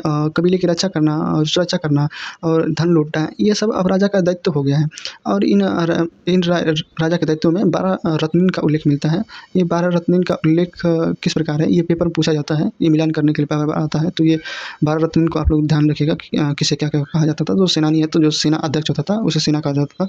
पुरोहित जो धार्मिक सलाहकार होता था कि राजा को बातें बताता था कि इस तरह निर्णय लीजिए, ये सही है, ये गलत है, एक तरह मंत्री की तरह था, उसे पुरोहित कहा गया है। महिषी क्या था? तो मुख्य रानी को कहा गया है महिषी, यानी पटरानी होती थी। सूत क्या होता था? तो जो राजा का जो सारथी होता था, जो रथ को चलाता था, ठीक है, उसे सारथी कहा गया। ग्रामीण क्या होता था? तो गाँव का मुखिया मैंने बताया। छत्ता क्या होता था? तो छत्ता ये द्वारपाल होता था। संग्रहिता एक कोष का रक्षा करता था। भागदूत ये कर वसूलने का एक अधिकारी होता था। और छाप क्या होता था? पासा खेलने का अधिकारी होता था। पालागल ये राजा का मित्र या संदेशवाहक था। गोती कर्तन क्या होता था? जंगल के प्रधान या शिकारी का साथी होता था। युवराज एक होते थे। युवराज किसे कहा गया है? तो राजा का लड़का था ना, उसे युवराज कहा गया है। ठीक है, और इसमें एक पॉइंट और मिलता है कि जैसे कि हम लोग के यहाँ न्याय देने की व्यवस्था होता था। 100 गाँव या 150 गाँव ऐसे मिला के एक न्यायाधीश का वर्णन मिलता है, जिसे स्थपति कहा गया है। स्थपति क्या कहा गया है? स्थपति। ठीक है, उस समय जो पुलिस होता था उसे उग्र कहा गया है। जो गुप्तचर होते थे स्पष्ट कहा गया है। ठीक है, और वे जैसे राजा का उल्लेख क्या-क्या मिला है, तो जैसे कि अब राजा एक तरह से डेवलप स्थिति में आ रहे हैं, तो पूर्व के राजा को दूसरा कुछ बोला जाएगा, दक्षिण के राजा को कुछ दूसरा कुछ बोला जाएगा। तो जो बोला गया है, इससे भी क्वेश्चन कई बार मिलान करने के लिए आया है, कौन-कौन से यज्ञ कराते थे ये राजा लोग, तो उसके बारे में भी आया है। तो जैसे देख लीजिए कि जो पूर्व का है, पूर्व के जो राजा होते थे, यानी क्षेत्र वहीं पास से वाला, मतलब कि जो गंगा यमुना के किनारे का क्षेत्र हो जाएगा। ठीक है, इसके राजा क्या उपाधि लेते थे? तो सम्राट। सम्राट में जैसे कि सम्राट अशोक सुने होंगे ना, सम्राट अशोक। तो ये जो पूर्व के राजा थे, ये कौन सा यज्ञ कराते थे? तो राजसूय यज्ञ कराते थे, वाजपेयी यज्ञ। ये जितने भी यज्ञ होंगे, जैसे वाजपेयी हो गया, राजसूय हो गया, ये अपनी समृद्धि को दिखाने के लिए कि मेरा समृद्धि ऐसे विस्तार किया है, इतना बड़ा है। पश्चिम के राजा पश्चिम के राजा क्या करते थे? ये प्रतिच्य मतलब पश्चिम का क्षेत्र है, इसे स्वराट कहा जाता था। जैसे कि दक्षिण के स्वराट भोज ऐसे राजा होते थे। तो प्रतिहार को भी स्वराट का दर्जा दिया जाता है। तो ये सब पश्चिम के जितने भी राजा हैं ना, तो वो स्वराट लगाते थे अपने उपाधि में। और ये अश्वमेध यज्ञ कराते थे। अश्वमेध और राजसूय यज्ञ कराते थे। अश्वमेध यज्ञ क्या होता था? ये अश्वमेध जैसे कि जो भी घोड़ा होता था, तो घोड़ा को पूजा पाठ करके छोड़ दिया जाता था कि इस क्षेत्र में जाओ, जहाँ तक तुम जाओगे तहाँ तक मेरा राज्य हो जाएगा। यदि कोई राजा इस घोड़े को कोई यदि हस्तक्षेप कर लेगा, यदि रोक देगा, तो वो एक तरह से हमसे युद्ध करने के लिए, यानी कि उस राजा से जो उस घोड़े को छोड़ा है, उससे सीधे युद्ध करने के लिए एक चुनौती स्वीकार कर ले रहे हो। ठीक है, और वो वैसे अश्वमेध यज्ञ होता था। कहीं-कहीं पे इसका उल्लेख ये भी कहा गया कि घोड़े को उस यज्ञ में बलि दे दिया जाता था। तो तमाम तरह से इसका उत्तर मिलता है। ठीक है, उत्तर में क्या, उत्तर के राजाओं को क्या कौन सी उपाधि लेते थे? तो ये विराट का उपाधि लेते थे। ये पुरुष में यज्ञ कराते थे। ये भी यज्ञ एक तरह से सम्मान के लिए होता था। फिर दक्षिण में देखेंगे तो ये लोग राजा भोज, जैसे सुने होंगे भोज, राजा भोज। ठीक है, तो ये दक्षिण वाले कौन सा यज्ञ कराते थे? सर्वमेध यज्ञ कराते थे। मध्य में देखेंगे तो मध्य के जो राजा होते थे, ये राजसूय यज्ञ कराते थे। ये सीधे राजा बोला जाता था। जो मतलब कि चारों तरफ ये मध्य देश, उत्तर, दक्षिण, पूर्व, पश्चिम, चारों तरफ के राजा एक यदि माने जाते थे, उसे सार्वभौम कहा जाता, एकराट कहा जाता था। ये अश्वमेध और महाभिषेक कराते थे। ठीक है, जैसे कि इधर यहाँ के भी राजा हुए, यहाँ के भी राजा हुए, यहाँ के भी राजा हुए, यहाँ के भी राजा हुए, यहाँ के भी राजा हुए। जैसे आज की तरह स्टेट की तरह मान लीजिए कि स्टेट के सारे मुख्यमंत्री हो गए और एक हो गया प्रधानमंत्री, उसे कहा जाता था ये नीचे वाला एक रट या सार्वभौम या असमय कराता था, ठीक है। चलिए इतना बात आप लोग को समझ में आ गया होगा। अब आगे बढ़ते हैं इसी के आगे बढ़ते हैं। अब लोग हम लोग राजनीतिक जीवन देख लिए, अब देखेंगे हम लोग सामाजिक जीवन में क्या होता था। तो सामाजिक जीवन में जैसे कि आप लोग ऋग्वैदिक कालीन समाज देखेंगे सबसे पहले। तो ऋग्वैदिक कालीन समाज में जो देखेंगे ना, तो सबसे पहले यहाँ पे परिवार को देखेंगे। पहला तो परिवार में 4-4, 5-5 पीढ़ियाँ का एक ही परिवार में रह रहे हैं, संयुक्त रूप से रह रहे हैं। और पिता का यहाँ समाज देखा जाता था, मतलब पिता का ज़्यादा यहाँ पे बोलबाला था, अपने पुत्रों पर ज़्यादा अधिकार था। कैसे अधिकार था? तो जो आपका ये अजीगर्त को सुनेंगे तो अजीगर्त ने 100 गाय के बदले अपने पुत्र सुनक्षेट को बेच दिया, ठीक है। सुनक्षेट को बेच दिया था, ठीक है। जो राजश्रवा ऋषि हैं, राजश्रवा एक उल्लेख मिलता है। तो राजश्रवा जो थे ना, वो एक तरह से क्या कहते हैं, जुआरी, जो जुआ खेलता है जुआरी कहते हैं। तो जुआरी थे, तो वो अपने पुत्रों को ही जुआ में हार गए थे, ठीक है। और अंधा करने का क्या करते हैं, अंधा कर देने का उल्लेख मिलता है यहाँ पे। फिर विश्वामित्र एक बहुत गुस्सैल ऋषि थे। विश्वामित्र एक गुस्सैल ऋषि थे, गुस्सा बहुत ज़्यादा करते थे। तो एक गुस्सा में कहता कि अपने 50 पुत्रों को कि घर से निकल जाओ। तो घर से निकल जाने का भी आदेश मिलता। तो भाई पिता की आज्ञा सर्वोपरि होता था, तो वो आगे मानते थे, तो घर से निकल गए। तो एक तरह से देखेंगे तो पितात्मक समाज यानी कि पिता के वचन वाणी को ज़्यादा वैल्यू दिया जाता था उस समय। फिर यहाँ पे संयुक्त परिवार होता था, कई कई पीढ़ी का, जैसे मातृ पक्ष के, पिता पक्ष के, चचेरे मौसेरे। ये चचेरे मौसेरे को यहाँ पे एक ही डिनोट किया गया है, जिसे नृत्य कहा गया है, ठीक है। तो इससे उल्लेख मिलता है कि यहाँ पे मातृ पक्ष और पितृ पक्ष के सभी लोग एक ही जगह पर रहते थे। और देख लीजिए और इसमें क्या है, तो और इसमें देखेंगे यदि तो वर्ण व्यवस्था में देख लीजिए। वर्ण व्यवस्था में यहाँ पे जो रंग है, रंग में बताए थे कि आपका जो गौर वर्ण के हैं, तो ये जो गोरा है तो उसे आर्य माना जाता था, जो काला है यानी सांवला है तो गैर आर्य माना जाता था उसको, ठीक है। और 10वें मंडल में मैंने बताया था कि ये 4 वर्णों का मिलता है। फिर कर्म प्रधान था उस समय, ऋग्वेद में देखेंगे तो कर्म प्रधान था। जैसे कि 9वें ऋग्वेद मंडल में कर्म कर्म आधारित था ना, तो वही कहा था कि मैं कवि हूँ, मेरी पिता वैद्य हैं, मेरी माता का चक्की पीसती हैं, ठीक है। यानी कि कर्म आधारित ऑक्यूपेशन को यहाँ बताया जा रहा है वैदिक काल में, ठीक है। चतुर्थ वर्ण को देखेंगे तो पुरुष सूक्त में आपको 4 वर्णों के बारे में बताया था कि क्षत्रिय वैश्य, ब्राह्मण क्षत्रिय वैश्य के बारे में बताया था कि, ठीक है। फिर उसके बाद उत्तर वैदिक काल में उसी में आ जाएंगे। उत्तर वैदिक काल में तो क्या क्या होता है, तो वैदिक काल में यदि आप आ जाएंगे तो वहीं यदि जात वर्ण को देखेंगे तो और भी एक तरह से और घनिष्ठ ये वर्ण व्यवस्था जातीय आधार पर हो जाता है, यानी कि जातियाँ कठोर हो गई और ये उपनयन संस्कार, द्विज, ये सब अलग अलग होने लगा। जो दफनाने की क्रिया है वो अब दूसरी जगह होने लगा। यानी कि वर्ण व्यवस्था में देखेंगे ना, तो एक तरह से अब ये जाति कर्म पर आधारित हो गया था कि अलग अलग जातियों को अलग अलग सम्मान दिया जाने लगा था। तो एक तरह से देखेंगे तो ये तरह पूरा का पूरा एक तरह से समाज अब अलग अलग हो गया है। और उस समय देखेंगे तो आपका जो ब्राह्मण थे, तो ब्राह्मण के लिए कहा जाता कि आओ, आइए, ठीक है। और जो क्षत्रिय थे उसे कहा जाता आओ, वैश्य था इधर आओ। फिर फिर उसके बाद जो शूद्र होते थे तो उसे कहते जल्दी आओ। यानी कि इसका मतलब ये था कि अलग अलग जाति अलग अलग यहाँ पे सम्मान दिया जाने लगा था। फिर उसके बाद गोत्र का भी वर्णन, गोत्र का अलग अलग कुलों का अलग अलग व्यवस्था कर दिया गया था। यानी कि जाति धर्म यहाँ पे अब धीरे धीरे हावी होने लगा था इस उत्तरवादी काल में, ठीक है। चलिए अब देखते हैं हम लोग स्त्रियों की दशा। स्त्रियों की दशा में देखेंगे स्त्रियों की दशा में क्या है। तो स्त्रियों की दशा में देखेंगे तो हम लोग देखते हैं कि स्त्रियों की दशा कैसी थी, और उत्तरवादी काल में भी स्त्रियों की दशा को देखेंगे कि इस समय कैसे स्त्रियों की दशा है, ठीक है। तो देखिए उत्तरवादी काल में जैसे कि सम्मान को देखेंगे तो ऋग्वैदिक काल में स्त्रियों का ज़्यादा सम्मान था। वहीं उत्तरवादी काल में देखेंगे तो यहाँ पे गिरावट आता है। तो इसे वर्णन कहाँ मिलता है, तो ऐतरेय ब्राह्मण में पुत्री को कहा गया, पुत्री सभी दुखों का कारण है, ठीक है। यहाँ पे क्या करा है कि ऐतरेय ब्राह्मण को कहा गया कि ये पुत्री है तो वो सभी, यानी कि स्त्री या पुत्री है तो वो सभी दुखों का कारण है। मैत्रेय संहिता में देखेंगे तो मैत्रेय संहिता में कहा जाता है कि ये स्त्री शराब, जुआ और विष की तरह है, यानी कि जहर की तरह है, ठीक है। ये सब दिखाया जा रहा है। फिर राजनीति में देखिए, राजनीति में अधिकार में देखेंगे तो राजनीति अधिकार में अब सभा और विदत में जो सभा में भाग लेते थे, सभापति कहा जाता था, विदत में भी भाग लेती थी। तो यहाँ पे देखिए उत्तरवादी काल में सभा में और समिति में महिलाओं को प्रवेश पर रोक लगा दिया गया कि अब महिलाएं प्रवेश सभा और समिति नहीं कर सकती हैं। उनके सीधे-सीधे रोक दिया गया कि कहा गया अब तुम्हारे पास बुद्धि नहीं है, ऐसे बोला जा रहा है सीधे-सीधे, ठीक है? उसमें ये मेरे वर्ण नहीं है, ये एक तरह से देखेंगे तो आपका छांदोग्य उपनिषद में कहा गया है कि जब गार्गी और याज्ञवल का संवाद चल रहा था तो याज्ञवल्क्य ने कहा था कि ज़्यादा मत बोलो। मतलब कि एक तरह से गार्गी जब जीतने लगी थी तो वो कहता है कि ज़्यादा मत बोलो नहीं तो तुम्हारा सर फोड़ दिया जाएगा। तो एक तरह से गिरी हुई स्थिति को महिलाओं के रूप में देख सकते हैं उत्तरवादी काल में।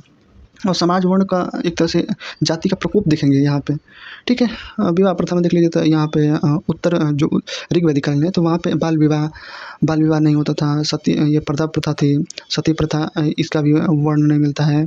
बहुपत्नी प्रथा प्रचलित थी, ठीक है? नियोग प्रथा यहाँ पे था, ठीक है? यहाँ पे बहुपत्नी प्रथा भी नहीं था, यानी कि बाल विवाह प्रथा, सती प्रथा, ये तमाम समाज में स्त्रियों के प्रति बुराइयाँ ये समाज में व्याप्त नहीं थी। नियोग प्रथा क्या होता है? तो जैसे कि उस समय का आज का एडवांस से भी एडवांस समझिए कि उस समय का समाज था कि यदि किसी भी स्त्री का किसी कारण बच्चा नहीं हो रहा है, यदि पुरुष में कोई भी दोष है, तो ऐसा था कि अपने सगे संबंधी या किसी से भी संबंध बना के बच्चा पैदा कर सकते हैं। तो ऐसा इसी प्रथा को कहा गया था नियोग प्रथा, ठीक है? अब इधर में आ जाइए उत्तरवैदिक काल में। और ये उत्तरवैदिक काल में था कि बाल विवाह प्रचलन शुरू हो गया था। बहुपत्नी प्रथा यानी कि एक लोग कई शादियाँ कर रहे हैं। ये प्रथा प्रथा आ गया था, सती प्रथा आ गया था। यानी कि जो उत्तरवैदिक काल में देखेंगे ना तो एक तरह से देखेंगे तो ये महिलाओं की स्थिति पर ज़्यादा मतलब कि अब दबाव डाले जा रहा है। फिर बाल विवाह किया जा रहा है। कई पत्नियों को साथ में एक ही मतलब कि कई पत्नियों से शादी किया जा रहा है, ठीक है? आगे देखिए कि इसमें शिक्षा में क्या-क्या था। तो उत्तरवैदिक काल में देखेंगे तो उपनयन संस्कार इन लोग का भी होता था, स्त्रियों का। जबकि उत्तरवैदिक काल में देखें तो उपनयन संस्कार पर रोक लगा दिया गया था। इसमें की जो विदुषी हैं, विदुषी इम्पोर्टेंट है, विदुषी पूछा जाता था कि ऋग्वैदिक काल की है कि उत्तरवैदिक काल की है। तो ऋग्वैदिक काल का देखेंगे तो अपाला है, घोषा है, लोकमुद्रा है, विश्वासारा है, सिक्ता है, निवारी है। फिर ये विदुषी ये उत्तरवैदिक काल का देखेंगे तो गार्गी है, मैत्राणी है, कात्यायनी है और वेदवती हैं, ठीक है? याज्ञवल्क्य की 2 पत्नियाँ बताया गया है कि एक गार्गी थी, एक कात्यायनी थी, ठीक है? चलिए थोड़ा-सा अब और आ गए थे सामाजिक स्थिति में खान-पान पे। खान-पान में क्या खाते-पीते थे? तो खान-पान में ये शाकाहारी और मांसाहारी दोनों थे। ये क्षीर पकौदन एक होता था दूध में आज के खीर की तरह है कि दूध में यौ मतलब कि जौ डालकर एक तरह से बनाया जाता था, तो उसे क्षीर पकौदन कहा जाता था। कर्म में दही में जौ डाला जाता था, उसको एक तरह से सत्तू में समझिए कि आज की तरह है, तो उसे कर्म बोला जाता था। पेय पदार्थ इन लोगों का एक सोमरस था जो मुजवंत पर्वत से मिलता था, ठीक है? मुजवंत पर्वत से मिलता था और एक नदी थी उसके किनारे से मिलता था। तो ये सोमरस इन लोगों का ज़्यादा पवित्र मतलब कि पवित्र पेय पदार्थ था, ठीक है? सूरा भी यानी कि मदिरा भी कभी-कभी ये लोग पी लेते थे, लेकिन जिसकी निंदा की गई है, मतलब कि इसे पीना नहीं चाहिए, ऐसा कहा गया है। अगन्या क्या है? अगन्या जैसे कि गाय के बारे में गाय को न वध करने योग्य बताया गया है, जबकि ये गाय को वध न करने योग्य उत्तरवैदिक काल में माना जाता है, जबकि ऋग्वैदिक काल में देखेंगे तो कभी-कभी गाय का वध किया जाता था और उसके मांस को अतिथि वगैरह को खिलाया जाता था। तो ये उत्तरवैदिक काल में इसे अगन्य कहा गया है कि गाय न मारने योग्य है और ये हत्या करने पर इसे मृत्युदंड तक का आदेश दिया जाता था। तो ये उत्तरवैदिक काल में होता है, ठीक है? रहन-सहन में देख लीजिए कैसे-कैसे वस्त्र पहनते थे ये लोग। तो नीवी या अधिवास जो कमर के नीचे पहनते थे तो उसे नीवी या अधिवास कहा जाता था। वासस क्या होता था? कमर के ऊपर जो पहनते थे तो वो वासस कहा जाता था। जैसे कि कमर के नीचे हम लोग को पैंट वगैरह पहनते हैं ना, तो वही है कमर के ऊपर जो कुर्ता, पजामा, गंजी पहनते हैं, तो उसी को कहा गया है कि जो ऊपर पहनते थे उसे वासस कहा गया है।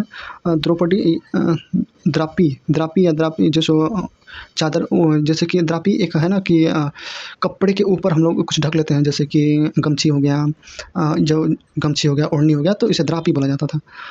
उसनीन या पगड़ी, उसनीन किसे बोला जाता था? तो जो पगड़ी वगैरह सिर पे बांधते थे उसे उसनीन बोला जाता था। आभूषण में क्या मिला है? तो आभूषण में आपका एक निष्क या रुकम मिला है, ठीक है? आभूषण को रुकम कहा जाता था। निष्क सोने के आभूषण को निष्क कहा गया है और इसके सिक्के का ढेर भी कहा जाता था निष्क को।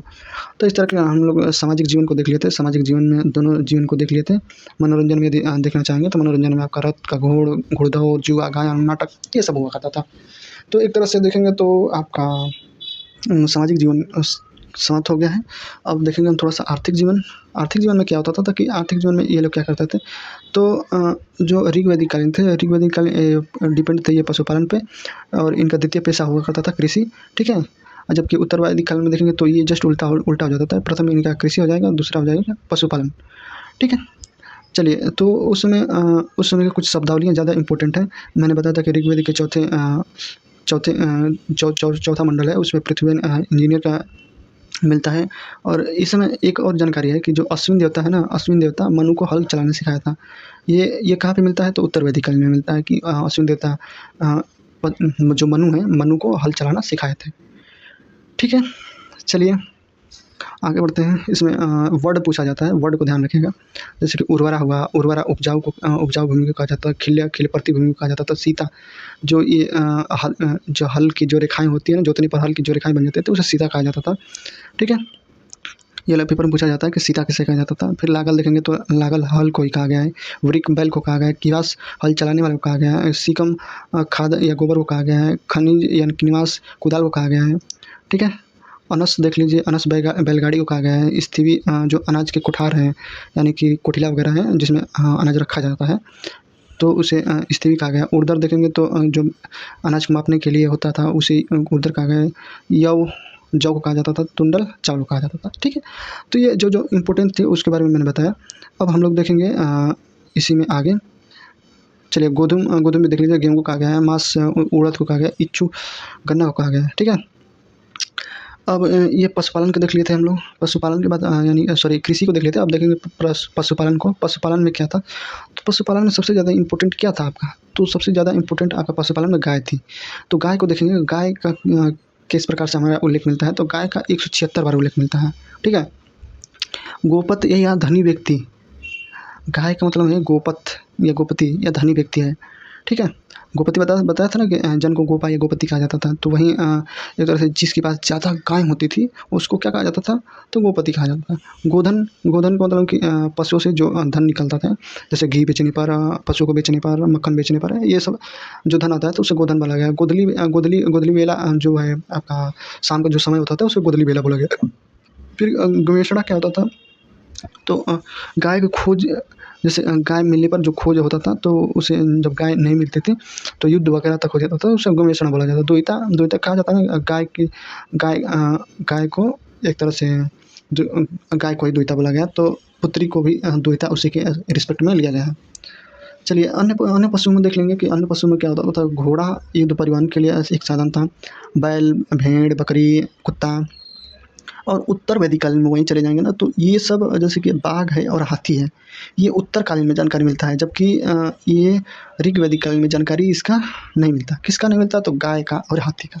ये वाला पॉइंट ज़्यादा इंपॉर्टेंट है। ये वाला पेपर में पूछा जाता है कि गाय और बाघ की जानकारी और हाथी की जानकारी क्या ऋग्वेदिक काल में मिलता है, तो नहीं मिलता है। कहाँ पे मिलता है, तो उत्तर वैदिक काल में मिलता है। चलिए, शिल्प और धातु को देख लेंगे। शिल्प और धातु में क्या है, तो शिल्प और धातु में अयस, जो उत्तर वैदिक काल था ना, तो मैं बताऊंगा कि उत्तर वैदिक काल में लोहे की खोज हो चुका है, जबकि ऋग्वेदिक काल में लोहे की खोज नहीं हुआ था।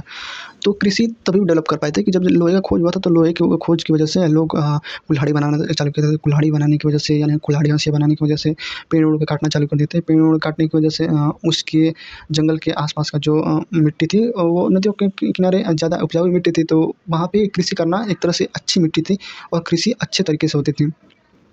तो एक तरह से देखें तो कृषि का डेवलपमेंट में एक तरह से क्रांतिकारी यदि कोई धातु पूछेगा तो लोहा का माना जाता है। तो लोहे एक तरह से लोगों में क्रांति ला दिया था कृषि के एविडेंस में देखेंगे तो कृषि जो है लोहे के लिए ये क्या कहते थे, तो शाम अयस्क कहते थे, यानी कृष्ण अयस्क कहते थे। क्योंकि ऋग्वेद में यही अयस्क का प्रयोग कॉपर और ब्रॉन्ज के लिए किया गया है, ठीक है? लोहे की खोज यदि पूछेंगे तो लोहे की खोज अतरंजी खेड़ा एटा वाला जो ये इलाका है, अतरंजी खेड़ा में किया गया है। चलिए, इसमें और क्या किया जाता है, जैसे कि जो कारीगर हैं इनका नाम पूछ लेता है कभी-कभी मिलान करने के लिए। तो जो तक्षण है, तक्षण को बढ़ई कहा गया है। वाई को जुलाया कहा गया है, जो पेशकारी होते थे, कपड़ा बुनने वाले। फिर कर्मकार को धातु ढालने वाला कहा गया है। चर्मकार जो चमड़ा बनाता था। कुंभकार जो कुलाल, उनको कुंभकार को कहा गया है, ठीक है? व्यापार और विनिमय व्यवस्था, व्यापार इन लोगों का कहाँ-कहाँ से होता था, किसे क्या कहा जाता था? तो पणी जो है ना वो व्यापारी के लिए वर्ड यूज़ किया गया है, ठीक है? और पणी एक तरह से गाय चुराने वाले का नाम था, तो इसे गाय चुराने वाले व्यापारी का नाम था पणी। ये ज़्यादा गाय चुराने के लिए प्रसिद्ध था, तो एक तरह से पणी की जानकारी व्यापार से मिलती है। फिर सृष्टि का इस उत्तरवैदिक काल में मिलता है, ठीक है? पणी जबकि ऋग्वैदिक काल में जानकारी मिलता है, जो कि सृष्टि काल में मिलता है व्यापार के लिए, तो ये उत्तरवादी काल में मिलता है। कुसीदा किसे कहते थे? तो कुसीदा शतपथ ब्राह्मण में मिला है, एक वर्ड मिला है जो ब्याज या घूसखोर को कुसीदा कहा जाता था जी, ठीक है? ऋण देने वाला यानी ब्याज पर जो ऋण देता था उसे कुसीदा या कुसीदन कहा गया है, ठीक है? विनिमय के लिए क्या होता था? तो विनिमय के लिए बार्टर सिस्टम में गाय जो निष्क होता था, सोने के आभूषण वगैरह देते थे, तो गाय, बैल, भैंस इस तरह जैसे कि सामान को लेन-देन, अनाज से लेन-देन ऐसे करते थे ये लोग। सिक्के के नियमित प्रचलन नहीं था उस समय, ठीक है? सिक्के का जो प्रचलन था वो उससे नहीं होता था, वो ये लोग गाय भैंस ऐसे देके करते थे। मैंने बताया था कि ऋग्वैदिक काल में स्वैच्छिक रूप से जो भी उपहार दिया जाता था राजा को, कि जैसे कि फल वगैरह हो गया, सब्जी वगैरह हो गया, तो राजा को जब भी गए तो एक बोरा गेहूँ या कुछ भी लेकर पहुँच गए, उसे बलि कहा जाता था। लेकिन उत्तर वैदिक काल में ये बलि अनिवार्य हो गया था, नियमित कर बन गया था, जिसे क्या कहा जाता था? तो भाग दूध कहा जाता, शुल्क कहा जाता था, ठीक है? ये कितना होता था? तो 1/6 यानी ये 16वां भाग होता था। चलिए, इस तरह आर्थिक जीवन भी देख लिए, अब देखते हैं हम लोग धार्मिक और सांस्कृतिक जीवन। धार्मिक सांस्कृतिक जीवन में देखेंगे तो जो ये ऋग्वैदिक कालीन के लोग थे, तो ऋग्वैदिक कालीन के लोग एक तरह से देखेंगे तो एक ये प्राकृतिक पूजा करते थे, प्रकृति की ज़्यादा पूजा करते थे। ये लोग इहलौकिक थे। इहलौकिक मतलब ये होता है कि इसी लोक में मतलब कि जो भी फिजिकल नीड है, जैसे कि जो खाना है, पीना है, उतने में खुश हैं और सोच रहे हैं कि खूब लंबा जीवन जिए, भोग विलास आराम से करें, कोई दिक्कत नहीं है। लेकिन वहीं उत्तर वैदिक काल में चले जाएँगे ना, तो उत्तर वैदिक काल में अब इहलोक को छोड़कर अब परलोक मतलब कि स्वर्ग, नरक, आत्मा ऐसे गलत कर्म करे तो फिर आत्मा दुखी हो जाएगी। अगले जन्म में तुम ये बन जाओगे, वो बन जाओगे। ऐसे मतलब कि व्यवस्था कब आ जाती है? तो ऐसी व्यवस्था आपका उत्तर वैदिक काल में आ जाती है, ठीक है? चलिए, तो आप लोग को इतना समझ में आ गया होगा कि मैंने बताया था कि मोनोथिज़्म होते थे, एकेश्वरवादी होते थे, ये पूजा प्रकृति का ही पूजा करते थे। जैसे कि प्रकृति के मतलब कि जो वर्षा का, जल का, अग्नि का, ऐसे जो भी प्रकृति में दिखता था उसी का पूजा ये लोग करते थे, ठीक है? जो यास्क का निरुक्त है ना, निरुक्त में 3 देवताओं का वर्णन मिलता है। जैसे कि यास्क जो निरुक्त है, तो निरुक्त में 3 देवताओं का, एक अंतरिक्ष के देवता, आकाश के देवता और पृथ्वी के देवता। तो तीनों में ऐसे क्वेश्चन पूछा जाता था कि तीनों में कौन से ऐसे देवता थे जो तीनों लोकों में पाए जाते थे? तो अग्नि ऐसा देवता को माना गया कि तीनों लोकों में पाया जाता था, ठीक है? तीनों लोक में कौन से देवता पाए जाते थे? तो अग्नि पाए जाते थे। फिर और अग्नि के लिए क्या कहा गया कि अग्नि 1000 खंभों के महल में रहती थी। इंद्र को भी कहा जाएगा, इंद्र भी इस समय का सबसे इम्पोर्टेंट देवता होंगे। किस समय का? तो ऋग्वैदिक काल का। इन देवताओं के बारे में थोड़ा बहुत देख लेते हैं कि जो अंतरिक्ष का देवता है, आकाश के देवता हैं, पृथ्वी के देवता हैं, ठीक है? इंद्र को कहाँ का देवता माना जाता था? वर्षा या युद्ध का देवता माना जाता था। रुद्र क्रोध के देवता, मारुत आदि तूफान के, वनजन्य, घोष सबसे प्राचीन देवता है, सूर्य के पिता माने गए हैं घोष। सूर्य, मित्र, वरुण का चर्चा मिलता है, सविता का मिलता है गायत्री मंत्र में। फिर विष्णु, पूषण, उषा का मिलता है। पृथ्वी में देखेंगे तो अग्नि का, पृथ्वी का, सोम का, बृहस्पति का, सरस्वती नदी का यहाँ पे उल्लेख मिलता है, ठीक है? चलिए, कुछ अच्छा जो इम्पोर्टेंट देवता हैं उसके बारे में थोड़ा बहुत देख लेते हैं। कभी-कभी पेपर में पूछ देता है कि जैसे कि इस समय का ना सबसे जो इम्पोर्टेंट देवता है किस टाइम के? तो ये आपका ऋग्वैदिक काल के सबसे इम्पोर्टेंट देवता यदि पूछा जाएगा तो सबसे सर्वाधिक 250 बार इनका नाम आता है। किसका? इंद्र का। इन्हें क्या कहा जाता था? पुरंदर का किला तोड़ने वाला। और क्या कहा जाता था? तो वृत्त राक्षसों का वध करने वाला, यथेष्ट, ब्रजेश, मतलब कि इन्हीं जितनी भी उपाधियाँ आप सुनासीर, यथेष्ट, विजेंद्र, पुंडरीक, ये सारी उपाधियाँ किसके नाम से? इंद्र से थे। इंद्र और अग्नि को कहा जाता है कि 1000 खंभों के महल में रहते हैं, ठीक है? ये कौन सा ये यंत्र धारण करते थे? तो ये वज्र धारण करने के लिए वज्रपति भी कहा गया है, ठीक है? चलिए, अग्नि के बारे में देख लें। अग्नि दूसरा इम्पोर्टेंट देवता हो जाएंगे। ये मनुष्य और किसके बीच में मीडिएटर थे? तो ये मनुष्य और देवताओं के बीच में मीडिएटर किसको माना गया है? तो ये अग्नि को माना गया है, ठीक है? कोई भी यदि पूजा पाठ होता था तो मैंने बताया था कि कोई भी मंत्र पढ़ने से पहले अग्नि देवता का आह्वान किया जाता था। चलिए, अब आते हैं यहाँ पे पोषण। पोषण कौन देवता थे? तो पोषण एक तरह से देखेंगे तो ऋग वैदिक काल में पशुओं के देवता थे, जबकि उत्तर वैदिक काल में देखेंगे तो शूद्रों के देवता बन गए थे। ठीक है, ये रथ को खींचते थे, ऐसा माना गया है। सोम देवता को देखेंगे तो वनस्पति के देवता माने जाते हैं। सोम देवता मैंने बताया था ना कि सोममंडल में मिला है, सोममंडल में मिला है। ठीक है, सोममंडल जो आपका ये अंगिरस इसका संकलन करते थे, तो वहीं 9वां मंडल में, तो वहीं आपका सोम देवता को कहा गया कि वनस्पति के देवता है। वनस्पति के देवता यदि पूछेंगे तो किसे बताएंगे? तो सोम देवता को।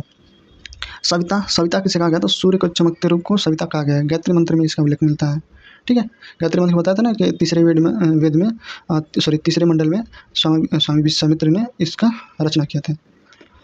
चलिए, तो हम लोग पार्ट ऑफ 3 पे आते हैं। तो जैसे कि हमने देखा था कि यहाँ पे जो आपका वनस्पति के देवता थे वो सोम को माना गया है। ठीक है, जो वनस्पति के देवता थे उसे सोम को माना गया है। अन्य देवता में देख लेंगे तो जो आपका मैंने बताया था कि दाऊ देवता है, तो प्राचीनतम देवता माना जाता है, यानी कि सूर्य के पिता माने जाते हैं दाऊ। फिर बृहस्पति जो देवता थे तो ये पुरोहितों के देवता माने जाते थे। सरस्वती नदियों की देवी मानी जाती थी। अरणी जंगल की देवी मानी जाती थी। उषा सूर्य की देवी माने जाते थे। ठीक है, सूर्योदय के समय अदिति होता है ना, और उषा होता है, तो उसी को कहा गया है। फिर अदिति प्रकृति की देवी मानी जाती थी। जो मनु होते थे वो क्रोध के देवता माने जाते थे। फिर अश्वनी चिकित्सा के देवता थे। ये उत्तरवादी काल में अश्वनी चल के आपका कृषि के देवता माने जाने लगेंगे। चलिए, अब उत्तरवादी काल संस्कृति को देख लेते हैं, इसमें क्या क्या हो रहा है, क्या क्या परिवर्तन आ रहा है। तो जैसे मैंने बताया था कि उस उत्तरवादी काल संस्कृति में अब इस लोग को छोड़ के लोग क्या करें? परलोक पर ध्यान दे रहे हैं। अब यहाँ से सब छोड़ छाड़ के अब स्वर्ग नरक का देख रहे हैं कि स्वर्ग है, नरक है। कर्मकांड पर ध्यान दे रहे हैं। यज्ञ में तमाम तरह से बलि देना चालू कर दिए हैं। जितना ही यज्ञ में बलि देंगे, जितना ही आर्थिक धन लुटाएंगे, मतलब कि जिसके पास ज़्यादा पैसा रहेगा वो ज़्यादा बलि दिवाएगा, ज़्यादा पशुओं को बलि दिवाएगा। तो इसे कहा जाता है कि ज़्यादा बलि देने से ज़्यादा देवता खुश हो जाते थे। ठीक है, इसमें देवता में देखिए, देवता में क्या क्या परिवर्तन होता है। सृजनकर्ता प्रजापति को माना गया है, यानी कि इंद्र को अब छोड़ के आप सृजनकर्ता किसको माना गया है? तो प्रजापति को। रुद्र पशुओं का यानी कि क्रोध का देवता माना गया है। फिर यहाँ पे विष्णु को पालक के यानी कि पालक या संरक्षक के रूप में कहा गया है। अब देखिए, यहाँ पे इम्पोर्टेंट हो गया है कि ये इंद्र को क्या क्या कर रहे हैं कि इंद्र को अब घर या निर्माण या असुरों के संहारक के रूप में वहाँ पर देखे थे। तो यहाँ पे कह रहे हैं कि अब ये घर तोड़ने वाले के वहाँ इंद्र सबसे बड़े देवता थे। यहाँ पे आप कह रहे हैं कि ये नाम मत रखें कि एक तरह से असुरों के थोड़ा बहुत संहारक हो गए हैं, यानी कि इनका इंपॉर्टेंस अब घट गया है। ये कह रहे हैं कि घर वो तोड़ने वाले हैं। हाँ, गृह निर्माण होना चाहिए, यहाँ पे घर तोड़ने वाले ऐसा नाम पर मिलता है। कहाँ पे? तो ऋग्वैदिक काल में। ठीक है, इनको नाग का देवता कहते हैं। ठीक है, नाम का देवता यहाँ पे लिखा है, नाग का देवता हो जाएगा, नाग का देवता कहते थे। वरुण को जल देवता कहते थे। अश्वनी अब देखिए यहाँ पे कृषि देवता हो गए। सविता अब नए घर बनाने के लिए हो गए हैं। यहाँ पे पूषण को देखिए शूद्रों के देवता हो गए हैं। ठीक है, जबकि वहाँ पूषण पशुओं के देवता थे। अब यहाँ पे जो वहाँ पे मैंने देवियों को देखा था, तो ये अब देवियों के स्थान पर अब क्या आ गई हैं? अप्सराएँ आ गई हैं, यक्षिणियाँ आ गई हैं। तो इनका अब स्थान आ रहा है। अप्सराएँ का वर्णन किया जा रहा है, यक्षिणियों का वर्णन किया जा रहा है। यक्षिणियाँ जो राजाओं की पैर को सेवा करती थी, उनको कहा गया है। वर्ण आधारित में देखा जाए तो प्रजापति ब्रह्मा को कहा गया है। शूद्र पूषण को कहा गया है कि शूद्रों की रक्षा करते हैं। ठीक है, और इसमें क्या क्या है? तो और इसमें है कि यज्ञ कर्मकांड और बढ़ गया है। अब देखो, उस समय यज्ञ किया जाता था ऋग्वैदिक काल में, तो उसमें ज़्यादा शुद्धता पर बल नहीं दिया जाता था। अब जो वर्ड बोला जा रहा है वो वर्ड एकदम बिल्कुल हूबहू सही होना चाहिए, यानी कि अब शुद्धता पर, वर्डों की शुद्धता पर बल दिया जाने लगा। मायावी अब जो भी वर्ड है ना, वो मायावी रूप में अब देखा जाना है कि ऐसे वर्ड बोल देते ये मायावी वर्ड है। कर्मकांड बलि में मैंने बताया था कि आर्थिक में जो ज़्यादा पशुओं की बलि दे देते थे तो उन्हें कहते थे कि ज़्यादा राजा खुश हो, ज़्यादा देवता खुश हो गए। फिर प्रतिबंध लगा देते हैं समुद्र पे रोक पे, ब्याज पे, यानी कि ब्याज लेना देना और समुद्र पार जाना। एक तरह से देखेंगे तो व्यापारियों के लिए ज़्यादा घाटा हो गया था। तो व्यापारियों के लिए पशु नहीं मिले थे कि यातायात कर सकें। फिर ब्याज वगैरह नहीं देंगे तो कैसे इन लोग का व्यापारियों का और साधन बढ़ेगा, समुद्र पार नहीं जाएंगे, यानी कि देश विदेश से व्यापार नहीं करेंगे। तो ये तमाम तरह से यहाँ पे आप देखेंगे तो इसका समालोचना भी कर सकते हैं। अनार्य यहाँ पे सम्मिश्रण भी दिखाई देता है, जैसे कि उत्तर वैदिक काल में जादू टोना वशीकरण औषधि का प्रयोग। अगर से देखेंगे तो आर्य लोग अनार्य पर जादू करते थे, टोना करते थे, वशीकरण कर देते थे। तो वो लोग भी इसके अवेक्ष में, मतलब कि इसके काउंटर अटैक में वो भी इस अथर्ववेद के पाठ को पढ़ते थे या इसकी जानकारी रखते थे, तो इस तरह देखेंगे आर्य और अनार्य एक दूसरे में ही मिल गए। ठीक है। नए सिद्धांत का उदय क्या हुआ, तो मैंने बताया था कि परलोक की इच्छा में ब्रह्मलोक का, नरक का, पुनर्जन्म का, मोक्ष का, अद्वैतवादी का, आत्मा परमात्मा का अपज्ञान, ये धीरे धीरे ये लोग क्या कर रहे हैं, तो एक तरह से अब उसका वर्णन कर रहे हैं, व्याख्या कर रहे हैं। चलिए अब हम लोग आगे बढ़ेंगे। आगे बढ़ के थोड़ा सा जो इम्पोर्टेंट आपका पेपर पॉइंट व्यू से है कि पेपर में क्या क्या पूछा जा सकता है, उसको एक जगह मैंने एकत्रित किया है और इसको देखेंगे। जल्दी जल्दी इसको देख लेते हैं हम लोग। तो ऋग्वेद में क्या मिला है, तो ऋग्वेद में आपका विवाह सूक्त मिला है, नदी सूक्त मिला है, पुरुष सूक्त मिला है, फिर मंडूक्य सूक्त मिला है शिक्षा के लिए। अथर्ववेद में देखते हैं तो अथर्ववेद में क्या कहा है, तो अगध और मगध, अंग और मगध को दूरस्थ प्रदेश बताया गया है। ठीक है। सभा और समिति को प्रजापति की 2 पुत्रियाँ बताया गया है अथर्ववेद में ही। जो राजा परीक्षित हैं उनकी चर्चा है। राजा परीक्षित को मैंने बताया था कि ये नरक के देवता माने जाते हैं। फिर ये नहरों की चर्चा मिलता है कहाँ पे, अथर्ववेद में ही। कीटों की रक्षा करने के लिए जादू टोना, पृथ्वी सूक्त इसी में मिलता है। किसमें मिलता है, तो अथर्ववेद में मिलता है। ठीक है। कोई भी क्वेश्चन उठाकर पूछ सकता है, जैसे कि पूछ सकता है कि सभा और समिति का प्रजापति की 2 पुत्रियाँ हैं, ये किस वेद में वर्णन मिलता है, तो अथर्ववेद में मिलता है। ऐसे अब क्वेश्चन हमें आ सकता है ये, क्योंकि ये ज़्यादा इंपॉर्टेंट है। चलिए ऐत्रेय ब्राह्मण देख लीजिए। ऐत्रेय ब्राह्मण में क्या मिला है, तो महिदास इसके संकलन करता है, माता इत्रा के नाम पर किए थे, ऐत्रेय नाम रखे थे। फिर अनंत अगाध सागर, अनंत अगाध जो सागर, ये अरब सागर की जो चर्चा मिला है यहाँ पे। राजा की उत्पत्ति का सिद्धांत भी पूछ सकता है कि किस ब्राह्मण में मिला है। फिर चारों वर्णों का कर्तव्य, जो चारों वर्णों का कर्तव्य है उसको भी बताया गया। पुत्री का मैंने बताया ना, पुत्री दुखों का कारण है, पुत्री का जन्म दुखों का कारण है, वो भी ऐत्रेय ब्राह्मण में ही बताया गया है। इंद्रिय महाभिषेक की चर्चा मिलती है। शून्य सेब की आख्यान क्या मिलता है यहाँ पे। शतपथ ब्राह्मण में देख लीजिए। शतपथ ब्राह्मण में क्या है, तो शतपथ ब्राह्मण में आपका याज्ञवल्क्य की 2 पत्नियाँ हैं, एक मंत्राणी एक कात्यायनी। ठीक है। इसका भी चर्चा मिलता है। राजसूय यज्ञ में 12 रत्नीन का, जो 12 रत्नीन अभी ऊपर बताए थे आपको, तो 12 रत्नीन की भी चर्चा इस शतपथ ब्राह्मण में मिलता है। पुनर्जन्म की कथा, प्लावन की कथा भी इसी में मिलता है आपका। रावणगढ़ की कथा, 4 कृषि में जुताई कटाई मड़ाई बुआई, इसके बारे में भी आर्थिक वाला में है।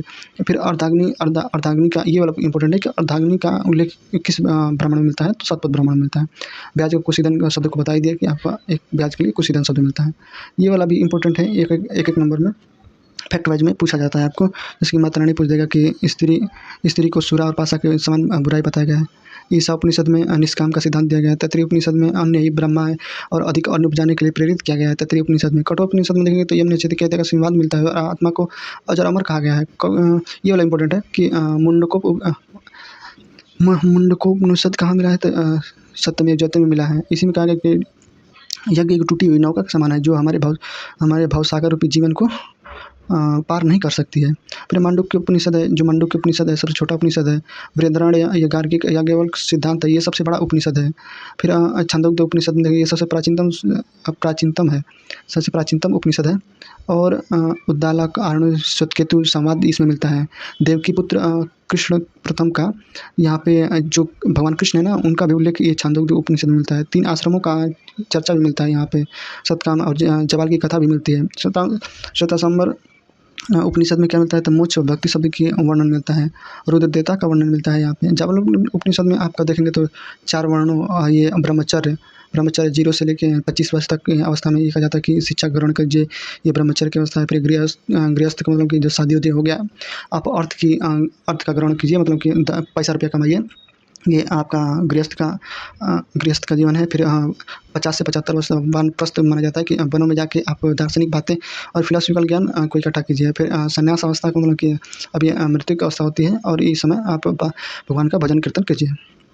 तो चलिए इस तरह आपका ये समाप्त हो गया। फिर उसके बाद आते हैं वेदांग में कि वेदांग क्या है। ठीक है। तो वेदांग में देखेंगे तो वेदांग आपका एक तरह से देखेंगे तो 6 वेदांग होते हैं। 6 वेदांग होते हैं। ठीक है। और वेदांग का जो वेदांग में क्या क्या है, तो वेदांग से भी सीधे सीधे क्वेश्चन आते हैं। जो शिक्षा है ना, तो शिक्षा को कहा गया स्वर विज्ञान। स्वर मतलब जो बोला जाता है, गायन किया जाता है, तो उसे बोला गया स्वर विज्ञान। ठीक है। तो ये शिक्षा क्या है, तो स्वर विज्ञान है। वैदिक इसको याद रखिएगा, स्वर विज्ञान है, ये गायक शास्त्र इसे कहा जाता है, शिक्षा विज्ञान को। कल्प को कर्म या कांड से जोड़ा गया है। ये सौत्र सूत्र, गृह सूत्र, गृह सूत्र में जैसे कि आपका 16 संस्कार मिलते हैं, तो ये भी पेपर पूछा जाता है कि गृह सूत्र में क्या मिलते हैं, तो 16 संस्कार मिलते हैं। सौत्र सूत्र में क्या मिलता है, तो सौत्र सूत्र में आपका जैसे कि एक तरह रेखागणित, 16 सूत्र में रेखागणित की जानकारी मिलती है। ये सौत्र सूत्र में आता है 16 सूत्र, उसमें रेखागणित की जानकारी मिलती है। उसमें बताया गया कि वेद का यज्ञ करने के लिए जो वेदिका है उसकी कितनी लंबाई होनी चाहिए, कितनी चौड़ाई होनी चाहिए, ये सौत्र सूत्र में आता है। धर्म सूत्र में आपका जो कर्म है कि जो आपको कर्म दिया गया है, उस कर्म को आप लोग कैसे निभा रहे हैं उसके बारे में बात किया गया है। अब व्याकरण में आ जाइए। व्याकरण में क्या है, तो व्याकरण में आपकी भाषा वैज्ञानिकता पर ध्यान दिया गया है। जो पाणिनि है, पाणिनि अष्टाध्यायी की रचना किए थे। फिर देखेंगे तो पतंजलि आपका महाभाष्य की रचना किए थे। कात्यायन जो थे आपका वर्तिका यानी मुनित्रय वर्तिका का रचना किया था कात्यायन। और इन्हीं तीनों जो मुनि हैं यानी कि ये पाणिनि, पतंजलि और कात्यायन, इन तीन को मुनित्रय कहा गया है। ये भी ज़्यादा इंपॉर्टेंट है। आपका जो अष्टाध्यायी है पाणिनि का, ये भी पेपर में बार-बार इधर से उधर आता जाता रहता है। फिर आपको देखेंगे ये पतंजलि की महाभाष्य है, ये भी पेपर में आता है। कात्यायन देखेंगे, कात्यायन का भी मुनित्रय ये एक वार्तिका है, वो भी आता है। निरुक्त देखिए, निरुक्त क्या होता है, तो निरुक्त एक तरह से देखेंगे तो व्युत्पत्ति शास्त्र है, जिसका संकलन करता है कश्यप ऋषि। और ये यास्क का निरुक्त आपको बताए थे कि इसमें 3 देवताओं को, अग्नि के देवता, पृथ्वी के देवता, आकाश के देवता, अंतरिक्ष के देवता, ये तीनों देवताओं का वर्णन किए थे ये निरुक्त।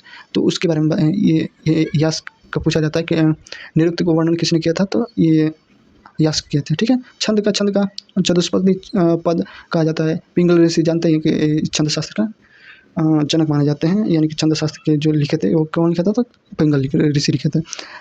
इसमें देख लीजिए ज्योतिष में कौन आते हैं, तो ज्योतिष में देखेंगे तो लगध मुनि आ जाएंगे। लगध मुनि, वेदांग ज्योतिष का, फिर गार्गी संहिता, बृहद संहिता, नारद संहिता हो जाएगा इसमें। ठीक है। तो ज्योतिष में आपका लगध मुनि को ध्यान रखिएगा कि ये वेदांग ज्योतिष लिखे थे। ठीक है। चलिए, कभी-कभी ऐसे मिलान करने के लिए भी आ जाता है क्वेश्चन कि जैसे कि स्वर है, स्वर का संबंध किससे है, तो नाक से, शिक्षा शास्त्र है। कर्म है, तो कर्म किससे करेंगे, तो हाथ से करेंगे, तो गाय सूत्र में है। गाय सूत्र में आपका 16 संस्कार लेकर बताए थे। मुनित्र व्याकरण है, व्याकरण मुख से ही बोलेंगे। पतंजलि, पाणिनि, पतंजलि कात्यायन हो जाएंगे। निरुक्त कान से नहीं सुनना होता है, ये व्युत्पत्ति शास्त्र में आ जाएगा कि कैसे पैदा हुए थे। फिर छंद में आ जाएगा, तो छंद आपका पैर से हो जाएगा। पिंगल ऋषि ने इसके बारे में बताया है। हिंदी में इसको अच्छी तरीके से पढ़ते हैं हम लोग छंद को। फिर ज्योतिष में देखेंगे तो ज्योतिष में आपका एक तरह से ज्योतिष आगे के भविष्य के बारे में बताना होता है। तो नित्र एक तरह से यहाँ पे नित्र आ जाएगा। लगध मुनि ने इसके संकलनकर्ता हो जाएंगे। चलिए, थोड़ा सा अब हम लोग इसकी ये वाला भी क्वेश्चन आया है कि उपवेद रिलेटेड भी क्वेश्चन आया है। तो ऋग्वेद का जो उपवेद है, तो आयुर्वेद को माना जाता है कि जो आयुर्वेद है ना, आयुर्वेद में किस तरह से चिकित्सा किया जाता है, तो ऋग्वेद में इसकी जानकारी मिलती है। तो चिकित्सा से ही रिलेटेड है। धन्वंतरि और चरक सुश्रुत इसके प्रतिपादक हो जाएंगे। फिर ये यजुर्वेद में देखेंगे तो धनुर्वेद आ जाएगा। यजुर्वेद में धनुर्वेद आ जाएगा, यानी कि धनुष से कला सीखने का, युद्ध कला सीखने का संबंधित आ जाएगा। ये इसके संकलन करता है विश्वामित्र। सामवेद को देखेंगे तो सामवेद में गंधर्व वेद आ जाएगा। संगीत कला इसके संकलन करता है भरत मुनि। अथर्ववेद में देखेंगे तो शिल्प वेद आ जाएगा, यानी कि कैसे निर्माण किया जाता है, कैसे बनाया जाता है, तो भवन निर्माण, शिल्प कला, यानी विश्वकर्मा शिल्प में देखेंगे तो सबसे आगे रहते हैं, तो विश्वकर्मा इसके निर्माणकर्ता के रूप में आ जाएंगे। ठीक है।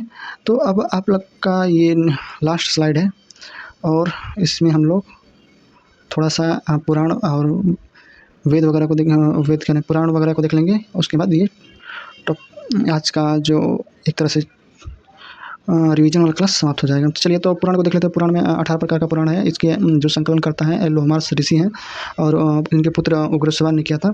प्राचीनतम सबसे पुराण यदि पूछा जाएगा तो मत्स्य पुराण हो जाएगा, और वायु पुराण हो जाएगा। इसके लक्षण क्या क्या है, तो सर्ग है, सृष्टि की रचना, प्रतिसर्ग होता है, वंश होता है, मनवंतर होता है, अनुवांशिक राजवंशावली होता है। ठीक है। ये सब इसी के रूप में लिखा गया है कि जैसे सर्ग में लिखा गया है, प्रतिसर्ग में लिखा गया है, मनवंतर है। तो इस तरह पुराण 18 पुराण 200 एडी में तक माना जाता है कि ये पुराण लिखे गए हैं। फिर स्मृति में देखेंगे तो सबसे विवादित स्मृति देखेंगे तो मनु स्मृति है, जो उस समय के जाति प्रथा को बताता है। फिर इसमें जो इसके मनु स्मृति के जो टीकाकार हैं, टीकाकार में देखेंगे तो याज्ञवल्क्य सॉरी टीकाकरण में इनका देखेंगे मनुस्मृति का, तो ये भारूची हो जाएंगे, गोविंद राज हो जाएंगे, मेघातिथि हो जाएंगे, कुल्लू भट्ट हो जाएंगे। ठीक है। और भी और भी स्मृति में देखेंगे तो जैसे कि याज्ञवल्क्य की स्मृति हो जाएगा, नारद स्मृति हो जाएगा, पार्श्व स्मृति हो जाएगा, बृहस्पति स्मृति हो जाएगा, कात्यायन स्मृति हो जाएगा। तो स्मृति देख लीजिए, ये स्मृति भी कभी कभी पेपर में ऐसे पूछ सकता है कि ये स्मृति है कि उपनिषद है कि क्या है। तो एक तरह आप देखे रहेंगे तो आपको पता चल जाएगा। याज्ञवल्क्य स्मृति में देख लीजिए, याज्ञवल्क्य स्मृति का जो टीकाकार है वो विज्ञानेश्वर है, मितच्छरा। ठीक है। इसमें क्या है कि इसमें जैसे कि कहा गया है मितच्छरा में ना कि जीवित पुत्र के रहते ही संपत्ति को, जैसे कि हिंदू लॉ जो चलता है कोर्ट वगैरह में, तो वहाँ पे कहा गया है कि इसी मितच्छरा और दाय भाग को लेकर ही वो एविडेंस या जो बंटवारा होता है, तो इसी को इसी दोनों बुकों का, यानी कि मितच्छरा, विज्ञानेश्वर का मितच्छरा और दाय भाग को ही हिंदू लॉ का नियमावली बंटवारा का बनाया गया है। तो इसमें देखेंगे कि जो दाएँ भाग है ना, जीवित वाहन लिखा था, तो उसमें कहा है कि पिता की मृत्यु के बाद संपत्ति का बंटवारा होना चाहिए। जो मितच्छरा विज्ञानेश्वर के द्वारा लिखा गया है, वो कहते हैं कि नहीं, जो जब पिता जीवित हैं तो उसी समय संपत्ति का बंटवारा कर देना चाहिए कि किसी भी पुत्र को समान संपत्ति मिल सके, कि कोई झगड़ा-वगड़ा ना करे। ठीक है। आज ये रामायण में क्या है, तो रामायण में एक प्राचीनतम महाकाव्य है। आप लोग जानते हैं कि रामायण के जो संकलनकर्ता हैं या रचयिता हैं वो वाल्मीकि ऋषि हैं, आदिकवि वाल्मीकि। शुरू में तो इसमें 6000 श्लोक थे, उसके बाद 24,000, उसके बाद 24,000 बन गया था, इसलिए चतुर्विंशति साहित्री संहिता कहा जाता है। ठीक है। तमिल में इसका अनुवाद किसने किया था, तो कंबन ने क्या लिखा था, तो रामावतारम लिखा था। ये कलुत्तम के समय में हुए थे। फिर बांग्ला में कृत्तिवास ने लिखा था, कृत्तिवास रामायण लिखे थे बार्बक समय में। ठीक है। ये बांग्लादेश का बाइबिल या पंचवेद भी माना जाता है। मलयालम में देखेंगे तो स्वामी पेरियार ने एक सच्ची रामायण लिखे थे। ठीक है। ईवी रामा स्वामी जो केरल के हैं, वो सच्ची रामायण लिखे थे।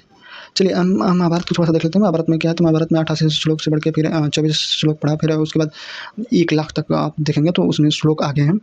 तो इसी की वजह से ये सबसे बड़ा मतलब कि महाकाव्य माना जाता है। विश्व में सबसे बड़ा महाकाव्य महाभारत है। इसका जो संकलनकर्ता या रचयिता के रूप में वेद व्यास को माना जाता है। इसमें 18 पर्व होते हैं। ठीक है। सबसे इम्पोर्टेंट पर्व आपका भीष्म पर्व है, जिसमें श्रीमद् भागवत गीता का उपदेश दिया गया है। तमिल में इसका अनुवाद पेरुंदगार ने किया था, बांग्ला में इसका अनुवाद किसने किया था, काशीराम दास ने किया था। तो इस तरह हम लोगों ने ऋग्वैदिक काल के सारे समस्त टॉपिकों को एक तरह से कंपाइल करने की कोशिश की है। अब हम लोग नेक्स्ट वीडियो में इसके जितने भी टीएचटी पीएचटी का या असिस्टेंट प्रोफेसर नेट जेआरएफ संबंधित यूपीपीसीएस इससे रिलेटेड जितने भी क्वेश्चन बनते हैं, तो उसका हम लोग एक तरह से 200 के करीब में क्वेश्चनों का रिवीजन एक तरह से अभ्यास करेंगे कि कितना क्वेश्चन हम लोग को आता है कि नहीं आता है। तो उसको अभ्यास करने के बाद फिर हम लोग नेक्स्ट टॉपिक पर चलेंगे। धन्यवाद।